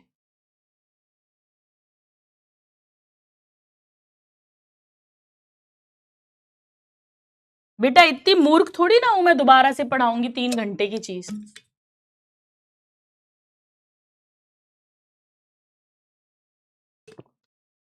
ये तो मैं तो डॉक्टर हूं ना, आप अभी बनने वाले हो, मैं तो डॉक्टर बन चुकी हूं, मेरे में तो है इतनी कॉमन सेंस, इतनी अक्कल है मेरे में। कोई नहीं यार, रिवाइज कर लेना, इतने घबराते क्यों हो हर चीज में, ये बताओ।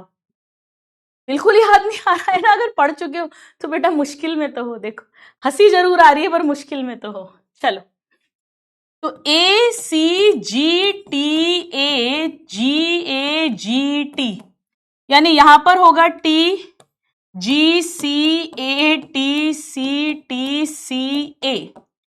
नाउ यहां डबल हाइड्रोजन बॉन्ड होंगे, यहां ट्रिपल होंगे। देखो ये कितने हैं, 5 हैं, A और T, इनके बीच में डबल हाइड्रोजन बॉन्ड है, और 1 2 3 4 है C और G। अब भले C कहीं हो G कहीं हो, यानी इनके बीच में 5 सेट है और टोटल 2 यानी 10 हाइड्रोजन बॉन्ड्स हो गए, और इनके बीच में 4 हैं और सबके बीच में 3 यानी 4 3 12 हाइड्रोजन बॉन्ड्स हो गए, यानी टोटल 22 हाइड्रोजन बॉन्ड्स हो गए। 22, जितने लोगों ने भी आंसर दिया है बिल्कुल करेक्ट दिया है, 22, बहुत बढ़िया, 22 बहुत बढ़िया। चल, फॉस्फोडाइस्टर कैसे निकालेंगे, फॉस्फोडाइस्टर इसके बीच में है, ये है बेटा फॉस्फोडाइस्टर, ये वाला। तो 1 2 3 4 5 6 7 8 9 न्यूक्लियोटाइड्स हैं, मतलब 8 फॉस्फोडाइस्टर बॉन्ड, और ऐसे ही 9 यहां पर है तो 8, यानी टोटल 16। कितने स्टूडेंट्स का यही आंसर आया है? 22 एंड 16। बहुत बढ़िया, वेल डन। चलो एक क्वेश्चन और आपको देती हूं, करो ट्राई, करिए ट्राई। जबरदस्त क्वेश्चन है बेटा, एक ही क्वेश्चन के अंदर आपको हर तरीके का क्वेश्चन करा दूंगी जो आ सकता है डीएनए स्ट्रक्चर से। करिए ट्राई। एक डीएनए को एनालाइज करा है, डीएनए को, और उसमें 2000 बेस पेयर है। 21% यानी 100 में से 21 ग्वेनाइन है, 21%। करो ट्राई बेटा, टाइम दे रही हूं मैं आपको, टाइम दे रही हूं, करिए ट्राई।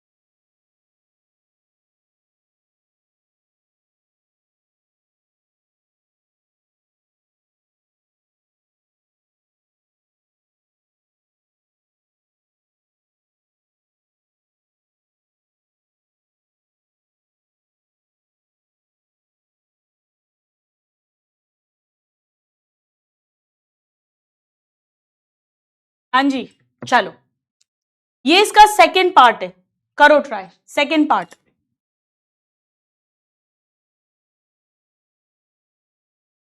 करिए ट्राई करिए।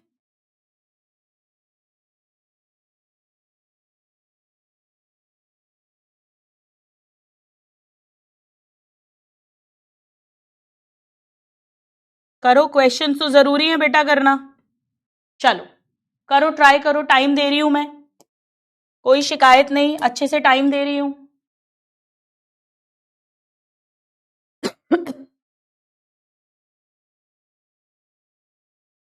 चलो जिनका हो गया अच्छी बात है, देखना मेरे साथ साथ आंसर्स आते हैं करेक्ट या नहीं। जिन्हें नहीं समझ आया मैं स्टार्ट करती हूं। भाई देखो 2000 बेस पेयर हैं, यानी टोटल 4000 न्यूक्लियोटाइड्स हैं। इतना सबको समझ में आ गया तो मुझे एक थम्स अप भेजो। भाई 2000 बेस इधर है, 2000 बेस इधर है, तभी तो 2000 बेस पेयर है, यानी 2000 2000 टोटल 4000 न्यूक्लियोटाइड है। बेटा अगर न्यूक्लियोटाइड 4000 है, हर न्यूक्लियोटाइड में नाइट्रोजन बेस है, हर न्यूक्लियोटाइड में शुगर है, हर न्यूक्लियोटाइड में फॉस्फेट है, यानी 4000 नाइट्रोजन बेसेस होंगी, 4000 शुगर्स होंगी, 4000 फॉस्फेट होंगे। इतना समझ आया? अब अगर 4000 नाइट्रोजन बेस हैं और 4000 शुगर हैं, तो उन्होंने मिलकर 4000 न्यूक्लियोसाइड बनाई होंगी, और उनके साथ जब फॉस्फेट जुड़े तो 4000 न्यूक्लियोटाइड्स बनी होंगी। यहां तक समझ आ गया सबको? 4000 नाइट्रोजन बेस, 4000 शुगर होंगी, 4000 फॉस्फेट होंगे, 4000 न्यूक्लियोसाइड बनेंगी, 4000 न्यूक्लियोटाइड्स बनेंगी। हर बार जब न्यूक्लियोसाइड बना है तो 1 ग्लाइकोसिडिक बॉन्ड बना है, तो 4000 के लिए 4000 ग्लाइकोसिडिक बॉन्ड्स बने होंगे। यहां तक क्लियर है एवरीवन? एवरीवन बिल्कुल इजी है बेटा। अब डाई ईस्टर बॉन्ड कितने होंगे? डाई ईस्टर, भाई एक तरफ 2000 बेसेस हैं, यानी 1999 इतने फॉस्फोडाइस्टर बॉन्ड होंगे। दूसरी तरफ भी 2000 न्यूक्लियोटाइड हैं, यानी 1999 होंगे। इन्हें ऐड करेंगे तो 3998 फॉस्फोडाइस्टर बॉन्ड्स होंगे। या डायरेक्ट कर लो 4000 माइनस 2। मैं ऐसे ही करती हूं 2000 माइनस 1, 2000 माइनस 1, मेरा ये तरीका है, आप कैसे भी कर लो। अब हाइड्रोजन बॉन्ड्स कितने होंगे, उसके लिए मुझे पता करना पड़ेगा कि एडेनाइन कितने हैं, ग्वेनाइन कितने हैं, उसके अकॉर्डिंग मुझे पता चल जाएगा थाइमीन साइटोसिन कितने, तभी मैं हाइड्रोजन बॉन्ड बता सकती हूं बेटा, वरना नहीं बता सकती। इतना सबने नोट कर लिया? इतना सबने नोट कर लिया? चलो आओ देखो, ये कह रहे हैं 21% ग्वेनाइन है बेटा। 21% मतलब 21% ऑफ 4000, टोटल 4000 बेसेस हैं जिनमें से 21% ग्वेनाइन है, यानी 21% ऑफ 4000। अगर आपने ये गलत कर दिया ना, अगर आपने 2000 से कैलकुलेशन करा तो सारा क्वेश्चंस गलत हो जाएंगे, इसलिए ये पार्ट सबसे इंपॉर्टेंट है। तो 4000 की 21%, 4000 की 21% यानी 840 ग्वेनाइन है। 4000 में से 840, और जितनी ग्वेनाइन होंगी उतनी साइटोसिन होंगी। चारगाफ रूल भाई, जितनी ग्वेनाइन होंगी उतनी साइटोसिन होंगी, यानी ग्वेनाइन और साइटोसिन मिलाकर 1680 हो गई। 4000 में से 1680 ग्वेनाइन और साइटोसिन का कॉम्बो है, यानी जो बचा वो ए और टी होंगी। कितनी होंगी? 4000 में से 1680 माइनस करेंगे तो ये आ जाएगा इतना, इतनी होंगी ए प्लस टी। सिंपल मैथ्स है। कितने बच्चों को समझ में आ रहा है? कितने बच्चों को समझ में आ रहा है? 2320 एडेनाइन और थाइमीन होंगी, यानी अगर 2320 एडेनाइन और थाइमीन है तो एडेनाइन भी 1160 होंगी, थाइमीन भी 1160 होंगी, तभी तो इनका टोटल इतना आया है।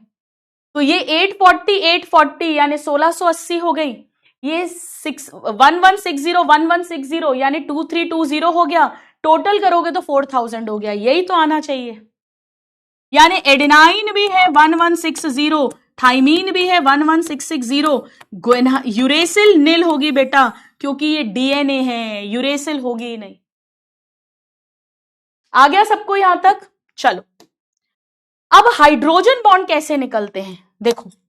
840 सीजी है, सीजी 840 सी मान लो इधर है, तो 840 जी इधर है, और दोनों के बीच में 3 हाइड्रोजन बॉन्ड्स हैं, 3, यानी 840 इंटू 3 यानी इतने हाइड्रोजन बॉन्ड्स हैं। और 2320 AT हैं, नहीं 1660 AT हैं, मतलब 1160 A हैं और 1160 T हैं, और उनके बीच में 2 हाइड्रोजन बॉन्ड्स हैं, यानी 1160 इंटू 2 यानी 0 इतना, यानी हाइड्रोजन बॉन्ड्स टोटल कितने हैं? ए और टी के बीच में इतने हैं, जी और सी के बीच में इतने हैं, तो टोटल हो जाएगा 2520 प्लस 2320 यानी 4840 इतने हो जाएंगे हाइड्रोजन बॉन्ड्स। बेटा बिल्कुल आसान है, बिल्कुल आसान है, मैं फिर कहती हूं 840 ग्वेनाइन है तो 840 साइटोसिन है। मान लो इधर ग्वेनाइन है 840, इधर साइटोसिन है 840, एक के बीच में 3 हाइड्रोजन बॉन्ड्स हैं, तो 840 के बीच में 840 इंटू 3 हाइड्रोजन बॉन्ड्स होंगे। 1160 1160 एडेनाइन है, 1160 थाइमीन है, एक के बीच में 2 हाइड्रोजन बॉन्ड है, तो 1160 के बीच में 2320। चलो इसका एक पार्ट और है, करो ट्राई, करिए ट्राई, नेक्स्ट पार्ट करो ट्राई, नेक्स्ट पार्ट।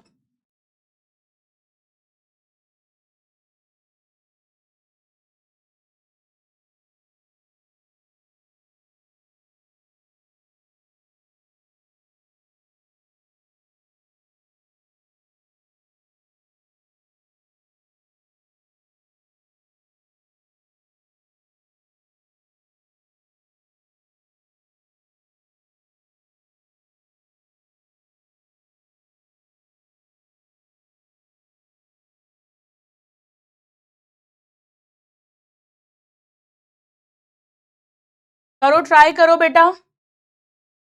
सबसे पहले डीएनए की लंबाई देखते हैं बेटा। यहां पर 2 बेस पेयर के बीच में 3.4 एंगस्ट्रॉम, 3.4 एंगस्ट्रॉम का डिस्टेंस है। तो 2000 बेस पेयर के बीच में बेटा बड़ा ध्यान रखो, बेस पेयर होती है 2 बेस पेयर के बीच में, तो यहां बेस पेयर यूज करेंगे। ऐसे ही कितने हेलिक्स बनेंगे, कितने टर्न्स बनेंगे भाई? एक टर्न के अंदर 10 बेस पेयर आते हैं, एक के अंदर 10 आते हैं, तो 2000 बेस पेयर के अंदर 2000 डिवाइडेड बाय 10 यानी 200 कंप्लीट टर्न्स बन जाएंगे। एक टर्न में 10 आएंगे, नेक्स्ट टर्न में 10 आएंगे, नेक्स्ट टर्न में 10 आएंगे, ऐसे 200 में 2000 बेस पेयर आ जाएंगे। यहां इंपॉर्टेंट क्या है कि कहां पर 4000 से कैलकुलेट करना है और कहां पर 2000 से कैलकुलेट करना है। जहां भी helix, length of DNA, nucleosome, वहां पर बेस पेयर का नंबर लेंगे। नाउ न्यूक्लियोसोम्स कितने होंगे भाई? हमें पता है एक न्यूक्लियोसोम के अंदर 200 बेस पेयर मानते हैं। 200 बेस पेयर का 1 न्यूक्लियोसोम बनता है, तो 2000 बेस पेयर का 10 न्यूक्लियोसोम्स बनेंगे। 200 बेस पेयर का 1 न्यूक्लियोसोम बनता है, तो 2000 बेस पेयर के 10 न्यूक्लियोसोम्स बनेंगे। डन। सिंपल बेसिक क्वेश्चंस हैं, बिल्कुल बेसिक। चलिए आइए कुछ क्वेश्चंस कर लेते हैं पहले।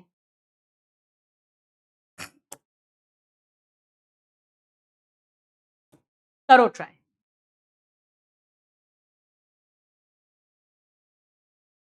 करिए ट्राई एवरीबडी।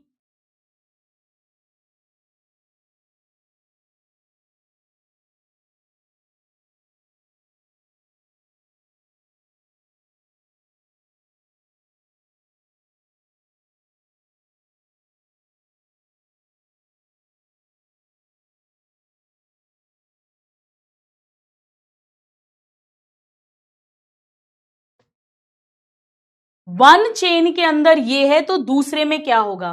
देखो ए है, तो ए के सामने टी होगा, ठीक है। फिर जी के सामने सी होगा, जी के सामने सी होगा, फिर सी के सामने जी, टी के सामने ए, सी के सामने जी, ए के सामने टी, जी के सामने सी। देखिए कितनों ने करेक्ट करा है, 80% ऑलमोस्ट। देवेश, वैदिक, अब्दुल, अलीशा, वेरी गुड। चलिए नेक्स्ट क्वेश्चन करिए ट्राई। करो ट्राई करो एवरीबडी।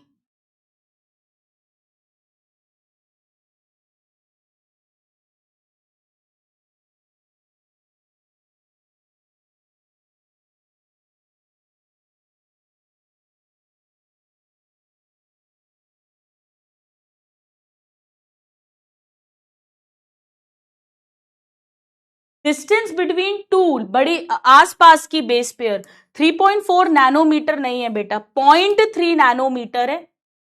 3.4 तो एंगस्ट्रॉम होता है, ये नहीं है। या 0.34 10 टू द पावर -9। हाँ ये भी बिल्कुल करेक्ट है। 70% ने सही दिया है। देवेश, दक्ष, कंगना, नरेंद्र, वेरी गुड। चलिए नेक्स्ट क्वेश्चन करिए ट्राई।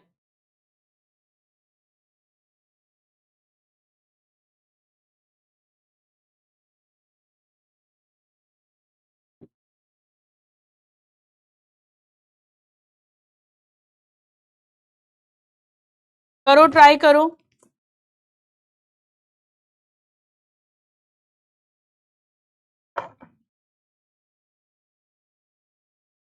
देखो पहले करेक्ट पूछा है या इनकरेक्ट पूछा है।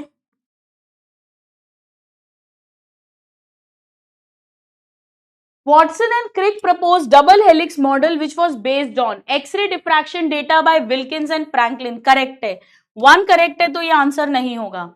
ग्रिफिथ का एक्सपेरिमेंट, ये तो अभी कुछ पढ़ाया ही नहीं है आपको, ऐसा तो कुछ मैंने बोला ही नहीं है, जरूरी आंसर होगा। चारगाफ का रूल, हर्षे चेस भी अभी तक मैंने आपको नहीं पढ़ाया है। सो 80% ने सही दिया है, राशि, देवेश, रविंदर, गुरकृपाल, वेरी गुड। चलो नेक्स्ट क्वेश्चन करो ट्राई। देखो आज पोल में आराम से टाइम मिल रहा होगा आपको।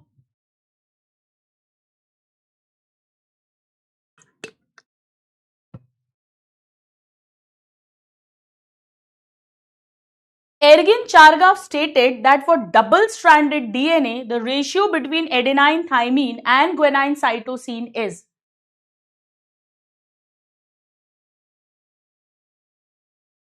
It is constant and it is equal to 1. जितनी ए उतने टी, जितने जी उतने सी। 86%। Vaidik, Devesh, Rajshahi, Gurkripal, very good. चलो नेक्स्ट क्वेश्चन,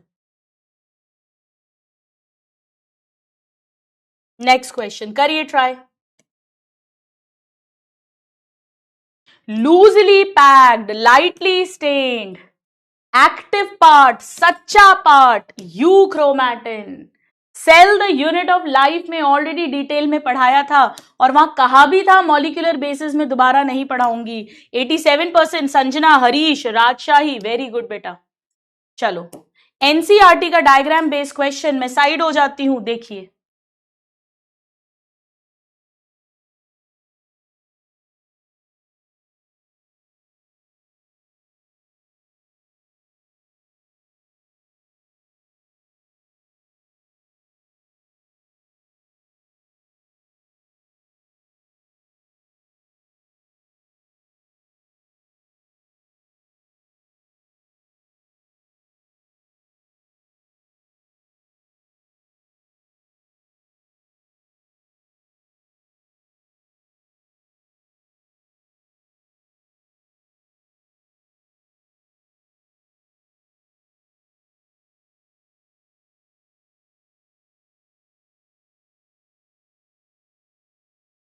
हाँ जी, ए क्या है? ये जो रैप कर रहा है ये तो डीएनए है, आरएनए नहीं।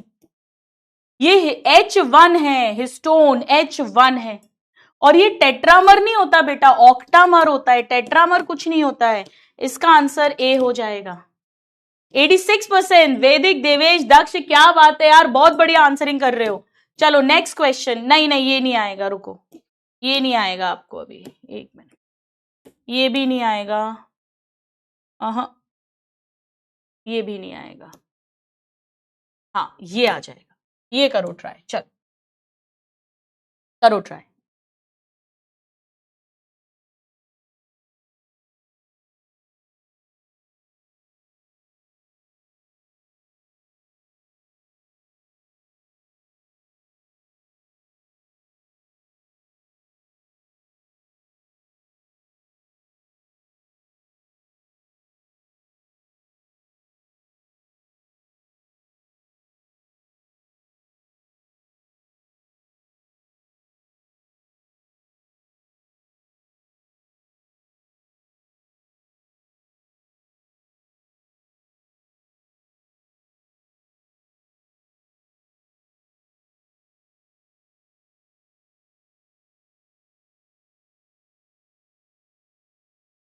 हाँ जी, आरएनए को रिएक्टिव कौन बनाता है? बेटा प्यूरिन तो दोनों में सेम होती है, ए और जी।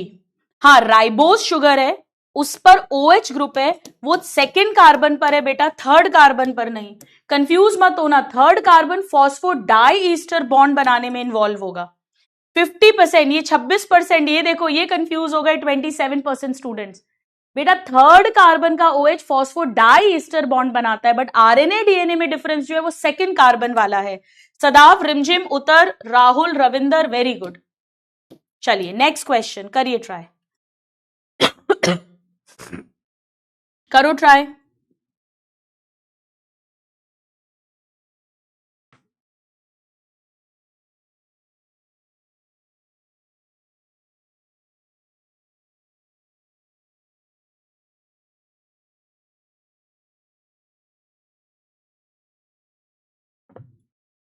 चलो स्टेबिलिटी ऑफ डीएनए क्यों है? थाइमीन है, डीऑक्सीराइबोज शुगर है, इन दोनों के ही कारण DNA is more stable. 78% almost. Devesh, Rajshahi, Daksh, Harshita, very good very good. चलो नेक्स्ट क्वेश्चन करिए ट्राई।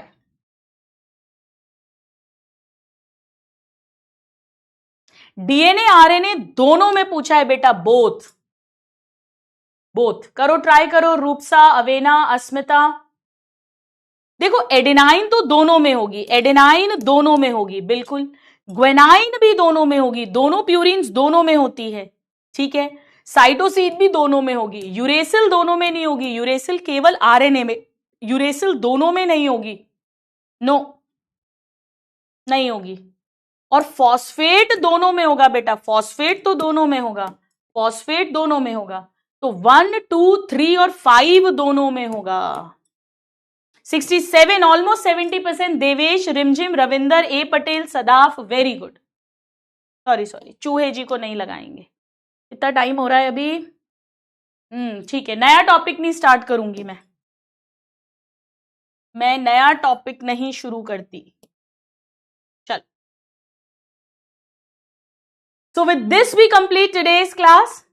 नेक्स्ट क्लास जबरदस्त मजेदार होगी, क्योंकि अगली क्लास में, अभी तो हमने डीएनए का बेसिक्स पढ़ लिया, डीएनए, न्यूक्लियोटाइड, पॉलीन्यूक्लियोटाइड, डीएनए का डबल हेलिक्स स्ट्रक्चर और डीएनए की पैकेजिंग की बात कर ली है।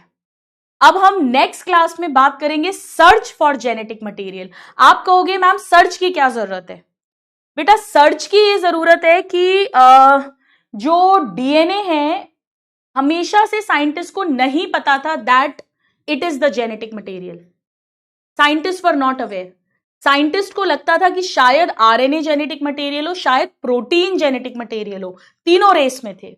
तो कैसे समय के साथ धीरे धीरे साइंटिस्ट ने ये प्रूव करा कि डीएनए जेनेटिक मटेरियल है। हाउ इट वाज प्रूव्ड, बहुत बहुत बहुत मजे आएंगे। हम 3 अलग अलग एक्सपेरिमेंट्स के थ्रू अंडरस्टैंड करने की कोशिश करेंगे कि कैसे डिसाइड हुआ था DNA is the genetic material. जबरदस्त मजे आएंगे। कल वाले जो क्वेश्चंस थे स्टूडेंट्स, आई थिंक 2 क्वेश्चंस थे, वो मैंने आज करवा दिए। वो एक एरविन चरगाव जी का था और एक विल्किंस और फ्रैंकलिन वाला था। वो दोनों क्वेश्चंस मैंने लगा दिए थे। Thank you so much for reminding. हाँ, आपका अमेजन जो मुझे बताना था ना, हाँ 1 मिनट दो मुझे।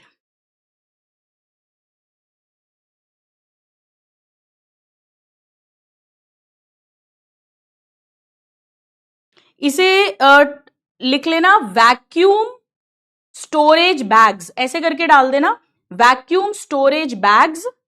वैक्यूम पंप आता है, उससे हवा निकाल देते हैं। पहले सामान रखा, जिप लगाई और एक उसमें छेद होता है, वैक्यूम पंप आता है, जैसे साइकिल में हवा भरने का पंप होता है, इससे हवा निकाल देते हैं। वैक्यूम स्टोरेज पंप, और इसकी कंपनी है बेटा, ब्रांड है लैडियोसा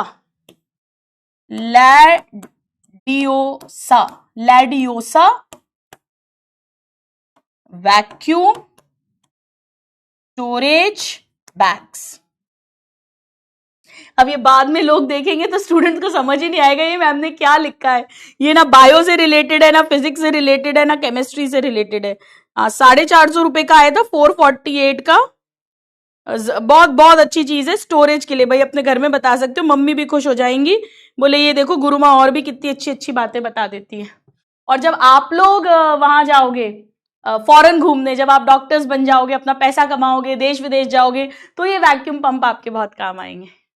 IS-24 अल्ट्रा, अरे मेरा पुराना फोन जो उसका डिस्प्ले खराब हो गया था अचानक से, तो फिर I had to purchase a new phone, तो अभी लास्ट वीक ही खरीदा है ये, ठीक है। चलो, अरे हाँ भाई, इसको हटा दे रही हूं मैं, इसको जिसको लिखना है लिख लो, इसका मेरे को कोई कमीशन नहीं मिलता है ना, ये मैं फ्री प्रमोशन नहीं कर रही हूं। जैसे मुझे याद है, मैं जब ऑफलाइन पढ़ाती थी ना, तो मैं हमेशा अपने स्टूडेंट्स को बोलती थी कि सुबह सुबह, क्योंकि हॉस्टल में रहते थे बच्चे या पीजी पेइंग गेस्ट रहते थे कोटा में, तो मैं हमेशा बोलती थी देखो सुबह ना 7 बजे क्लास होती थी, E2s में 7 बजे होती थी, यहाँ पे तो आई थिंक 8 o'clock से होती है, तो काफी बार अर्ली क्लासेस ही होती हैं ऑफलाइन में। तो मैं हमेशा उन्हें बोलती थी कि देखो सुबह सुबह भूखे पेट नहीं आना, फिर बहुत लंबा टाइम होता है, कैंटीन में उल्टा सीधा चढ़ते हो, तो कुछ नहीं है तो 2 केले, रात को कहीं से भी ठेले से केले ले लो, तो 2 केले और वो पार्ले जी के बिस्किट जो होते हैं उसके छोटे छोटे पैकेट्स अपने पास रखा करो। तो इतना मस्ती करते थे स्टूडेंट्स मेरे साथ में, बोले मैम मैम पार्ले जी का प्रमोशन करती हैं। मैं आपको सच में बता रही हूँ, मैं जब अपने एमबीबीएस कर रही थी और फाइनल प्रॉफ में, मैं वैसे डे स्कॉलर थी, मतलब मेरा जो शहर था वहीं पर, वहीं से मैंने अपना एमबीबीएस किया था, गजरा राजा मेडिकल कॉलेज ग्वालियर से। तो फाइनल ईयर में मैं हॉस्टल में शिफ्ट हो गई थी और फाइनल ईयर से हमारी पोस्टिंग्स लगना स्टार्ट हो गई थी, वो जो 36 घंटे वाली 36 आवर्स वाली पोस्टिंग्स होती हैं। आज बात कर सकती हूँ क्योंकि आज टाइम है, बहुत वेल बिफोर टाइम अपनी क्लास कंप्लीट हो गई है, नया टॉपिक नहीं चाहती थी मैं शुरू करना। तो मेरे को अभी भी इतना विविडली, इतना क्लियरली याद है, वो जब पोस्टिंग्स होती थी ना, तो हम लोग क्या बिस्किट्स खरीद के लाते थे, तो बड़े फैंसी फैंसी बिस्किट्स भी लाते थे बेटा, तुरंत शक्तिदायक कोई नहीं ऐसा पार्ले जी जैसा।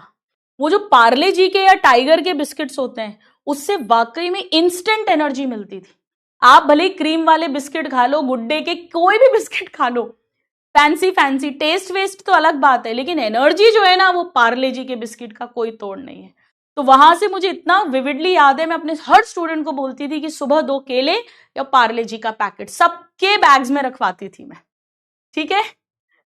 पार्ले जी वाली लड़की नहीं, उसकी डेथ हो गई थी ना जल्दी, यंग एज में, ऐसा कुछ स्टोरी थी। गूगल मत करना भाई, टाइम मत बर्बाद करना बिल्कुल, ठीक है। ये पता नहीं कौन है, अनुष्का का नंबर मांग रहा है, पता नहीं कौन सी अनुष्का का नंबर मांग रहा है। बेटा तुम्हें लगता है वो तुमको ये पीडब्ल्यू की एक ऑनलाइन लाइव क्लास में अपना सच्चा असली नंबर दे देगी और तुमसे बात भी करेगी? तुमको ऐसा लगता है? ठीक है। तो खाने पीने का सब लोग ध्यान रखेंगे, ज्यादा देर भूखे पेट नहीं रहना है, सुबह के ब्रेकफास्ट कभी स्किप नहीं करना है। अब सर्दियां, विंटर्स आ गए हैं, हेल्थ का ध्यान रखना है, ठंड नहीं लगनी चाहिए, सर्दी जुकाम नहीं होना चाहिए, तबीयत खराब नहीं होनी चाहिए, वरना अपनी पढ़ाई हैम्पर हो जाएगी। ठंड का सब बहुत ध्यान रखेंगे। और दूसरी चीज, अब गाजर बहुत बढ़िया आ रही है बेटा, आप लोग अभी छोटे हो, अगर किसी को छोटा मोटा चश्मा लगा हुआ है तो वो भी उतर सकता है, अगर माइनर कम नंबर का है। गाजर सब लोग खाना शुरू करो, अच्छे से धो के छील के बढ़िया गाजर खाओ, रोज 1-2 गाजर खा जाओ, धूप में बैठ के बढ़िया मस्त पढ़ाई करते हुए, संडे को धूप में बैठ जाना। तो गाजर सबको खानी है। चुकंदर बहुत बढ़िया आ रहा है, बीट रूट, चुकंदर को हल्का सा बॉईल कर और छील के कट करके खाओ, बहुत बढ़िया है। दिन में सब लंच के बाद 1 गुड़ की डली खाएंगे, आयरन का रिच सोर्स है, वो सबको खाना ही खाना है। ये कोई महंगी चीजें नहीं है, हर कोई अफोर्ड कर सकता है, कम से कम चुकंदर सब खा सकते हो, गाजर सब बहुत सस्ता आएगा, मौसम की सब्जियां हैं, गुड़ हर कोई ले सकता है, गुड़ सबको लेना ही लेना है। तो ये बहुत बहुत जरूरी है। हाँ, अपने घर पे मैं ही खाना बनाती हूँ, बिल्कुल कुकिंग मैं ही करती हूँ। पहले मेरा हाथ थोड़ा कच्चा था कुकिंग में, लेकिन अब तो मस्त हो गया है, अब मैं बढ़िया हो गई हूँ। एमबीबीएस तक मेरे को केवल चाय बनानी आती थी और मैगी बनानी आती थी, ठीक है। तो बहुत अच्छे से हेल्थ का ध्यान रखना मेरे सारे नादान परिंदों।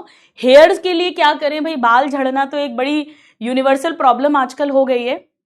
एक तो हमारी डाइट ऐसी हो गई है, प्रोटीन की कमी हो गई है। तो 2-3 चीजें हैं, एक तो अपना पानी, मेन वाटर, जिससे आप बाल धो रहे हो। जैसे कोटा जब स्टूडेंट्स आते हैं तो शुरू के 6-8 महीने जबरदस्त बाल झड़ते हैं, ऐसे मोटे मोटे गुच्छे। जब मैं ऑफलाइन में पढ़ाती थी तो मुझसे बहुत स्टूडेंट्स ये पूछते थे, तो मैं उन्हें बोलती थी वो 20 लीटर 20 लीटर वाला जो आरओ का पानी होता है वो लेकर और बाल उससे धो लिया करो, बाकी नहाना और सबके लिए नॉर्मल नल का पानी यूज कर लो। मुझसे कई बार बच्चे बोलते भी थे कि मैम उसमें पैसे लगेंगे, ये तो फ्री का है, तो मैं बोलती थी फिर वही पैसे तुम शैम्पू में लगाओगे, डॉक्टर के लगाओगे। तो पानी मेन होता है, पानी। एक तो वाटर देख लेना, अगर नहीं सही हो तो आरओ पानी से धो लेना बाल, एक चीज। दूसरी चीज, शैम्पू कंडीशनर तो जो भी आप यूज कर रहे हो, हर 2 दिन में बाल धो, बहुत ज्यादा गंदे बाल रखने से भी झड़ते हैं। तीसरा देख लो भाई, डैंड्रफ्स तो नहीं है, रूसी तो नहीं है, डैंड्रफ्स फंगल, उससे भी बाल झड़ते हैं। और चौथा, प्रोटीन डाइट अपनी अच्छी लो। अब जैसे सर्दियां हैं तो आप घर पे स्प्राउट्स, अंकुर करवा सकते हो, अंकुरित मूंग मोट, मम्मी रात को गला दे और फिर सुबह उसकी स्प्राउटिंग जो होती है ना, वो मम्मी को पता होगा, अंकुरित करके देना। उसमें बढ़िया चाट मसाला, प्याज टमाटर खीरा वो सब कट करके डालो और उसको खा सकते हो, तो वो भी बहुत अच्छा है। पानी है मेन तो देखो, और अगर जेनेटिकली है लड़कों में जैसे होता है तो फिर तो कोई कुछ नहीं कर सकता है। बट पानी और डैंड्रफ्स, ये 2 चीजें जरूर देख लेना, और गंदे बाल नहीं रहने चाहिए। और अगर आप करवा सकते हो, इफ इट इज पॉसिबल, मैं हर किसी को नहीं बोलूंगी, तो बेटा 2 मंथ्स में एक बार स्पा करा लिया करो, हेयर स्पा। उसको बोलना विटामिन ई का कैप्सूल डाल दे और नॉर्मल स्पा करा लो 300-400 रुपए का, जो आराम से हो जाता है, कुछ बहुत महंगा ट्रीटमेंट नहीं कराना है। तो उससे क्या होता है, अच्छे से नरिशमेंट मिल जाता है हेयर को, अगर करा सकते हो तो, वरना वो कंपलसरी नहीं है। और वेरी वेरी इंपॉर्टेंट, ऑयलिंग करना शुरू करो। अपन लोग क्या बालों में तेल डालना भूल ही गए हैं, बालों में अब कोई तेल डालता ही नहीं है। जब भी बाल धोने, मैं आपको एक छोटा सा फंडा बताती हूँ। जैसे मैं ना इतना नहीं कर पाती कि मैं रात को खूब अच्छे से चंपी करूं, बढ़िया मालिश वालिश करूं, ऑयलिंग करके सोऊं और सुबह बाल धोऊं, क्योंकि वो एकदम से बाल धोने का हो जाता है। कई बार क्या होता है, अपन ने रात को तेल लगा लिया और पता पड़ा सुबह सुबह हॉस्पिटल भागना पड़ा, बाल धोने का टाइम नहीं मिला, या बाल फिर भी धोए अगर, तो फिर पता पड़ा सर्दी लग गई। तो मैंने क्या तोड़ निकाला है, मेरे हस्बैंड हमेशा बोलते हैं something is better than nothing, कुछ ना करने से कुछ करना अच्छा है। तो मैं रात को तो नहीं कर पाती, बट जब भी मैं बाल धोना डिसाइड करती हूँ ना, तो मैं उसके 15-20 मिनट पहले तेल लगा लेती हूँ। तो आपके साथ तो खैर ऐसा कोई घर से भागने की इमरजेंसी की जरूरत है नहीं, तो आप लोग तेल डालना शुरू करो बेटा, है ना। जैसे फॉर एग्जाम्पल कोई भी, आप बादाम ऑयल हो गया, अपना सबसे बढ़िया नारियल तेल, सर्दियों में नारियल तेल थोड़ा जम जाता है, चमेली का तेल भी डाल सकते हो। चमेली के तेल से स्मेल जरूर आती है लेकिन बहुत अच्छा होता है। अगर आप अंडा खाते हो तो आप अंडा लगा सकते हो बालों में, जो घर के देसी नुस्खे हैं जो आपकी मम्मियां खुद ही बता देंगी आपको, ठीक है। सफेद बाल का तो बेटा कुछ नहीं कर सकते हैं, अगर ग्रे हो रहे हैं हेयर यानी व्हाइट हेयर अगर हो रहा है तो उसका एक ही इलाज है, या तो आप हिना मेहंदी लगाओ अगर घर में लगाते हैं, या आप हेयर कलर कराओ। ये मेरे जो है ये सब भी कलर की मेहरबानी है भाई, मैं भी कलर करती हूँ, मेरे भी हर 8-10 दिन में यहाँ पे आगे आगे व्हाइट हेयर आ जाते हैं, ग्रे हेयर, उसका कुछ नहीं कर सकते। या तो ग्रे हेयर को एक्सेप्ट करो, और अगर आपको नहीं अच्छा लगता है तो आप कलर कराओ, और कोई तरीका नहीं है, या हिना लगाओ, ठीक है। हाँ, लीडर बोर्ड दिखा देती हूं भाई, लीडर बोर्ड देख लो जी, ये रहा लीडर बोर्ड। फर्स्ट है रविंदर, फिर सदाब, देवेश, रिमझिम, शुभम, आराध्या, धर्म, अब्दुल, अक्सा एंड हर्षिता, ठीक है। हाँ, सरसों का तेल भी लगा सकते हो बिल्कुल यार, कोई भी, सर्दियों में तो सरसों का तेल, तिल का तेल पता नहीं यार बाल में लगाते हैं कि नहीं। हाँ बिल्कुल, अपने बालों को एक्सेप्ट करो, बट हाँ कोशिश तो करनी चाहिए ना, अगर झड़ रहे तो जो कर सकते हैं वो कोशिश तो कर सकते हैं, ठीक है। घर में कोई भी बता देगा सिंपल तेल। चलो और बोलो जी, है गुरु माँ पर्सनल डॉक्टर है हम लोगों की, अरे बिल्कुल गुरु माँ हूं ना, आप माँ बोलते हो, मेरे लिए बहुत बड़ी बात है, वो बहुत बड़ी बात है, थैंक यू। किसी को आप अपनी मदर के इक्विवेलेंट रख रहे हैं, मतलब आप बहुत सम्मान कर रहे हैं, ठीक है। नवरत्न तेल oiling is very very important, बहुत इंपॉर्टेंट है, ठीक है। चलो, तो आज की क्लास यहीं पर खत्म करते हैं। कल हम लोग खोजी साइंटिस्ट बनेंगे, खोज करेंगे, सर्च करेंगे जेनेटिक मटेरियल की। चलो बाय एवरीबॉडी। ऐप पे बताना आज की क्लास कैसी लगी, वो क्वेश्चंस बन पा रहे हैं, डीएनए का स्ट्रक्चर अच्छे से समझ आया, और अगर पैकेजिंग ऑफ डीएनए नहीं पढ़ा हुआ है, नहीं याद आ रहा है बेटा, तो मैं रिक्वेस्ट करूंगी कि प्लीज उसको रिवाइज कर लेना। लेक्चर 9 का एंड और लेक्चर 10, मेन लेक्चर 10 में सिखाया था packaging of DNA, cell the unit of life, ठीक है। बाय एवरीबॉडी, कल क्लास में मिलते हैं, love you all, thank you, God bless you.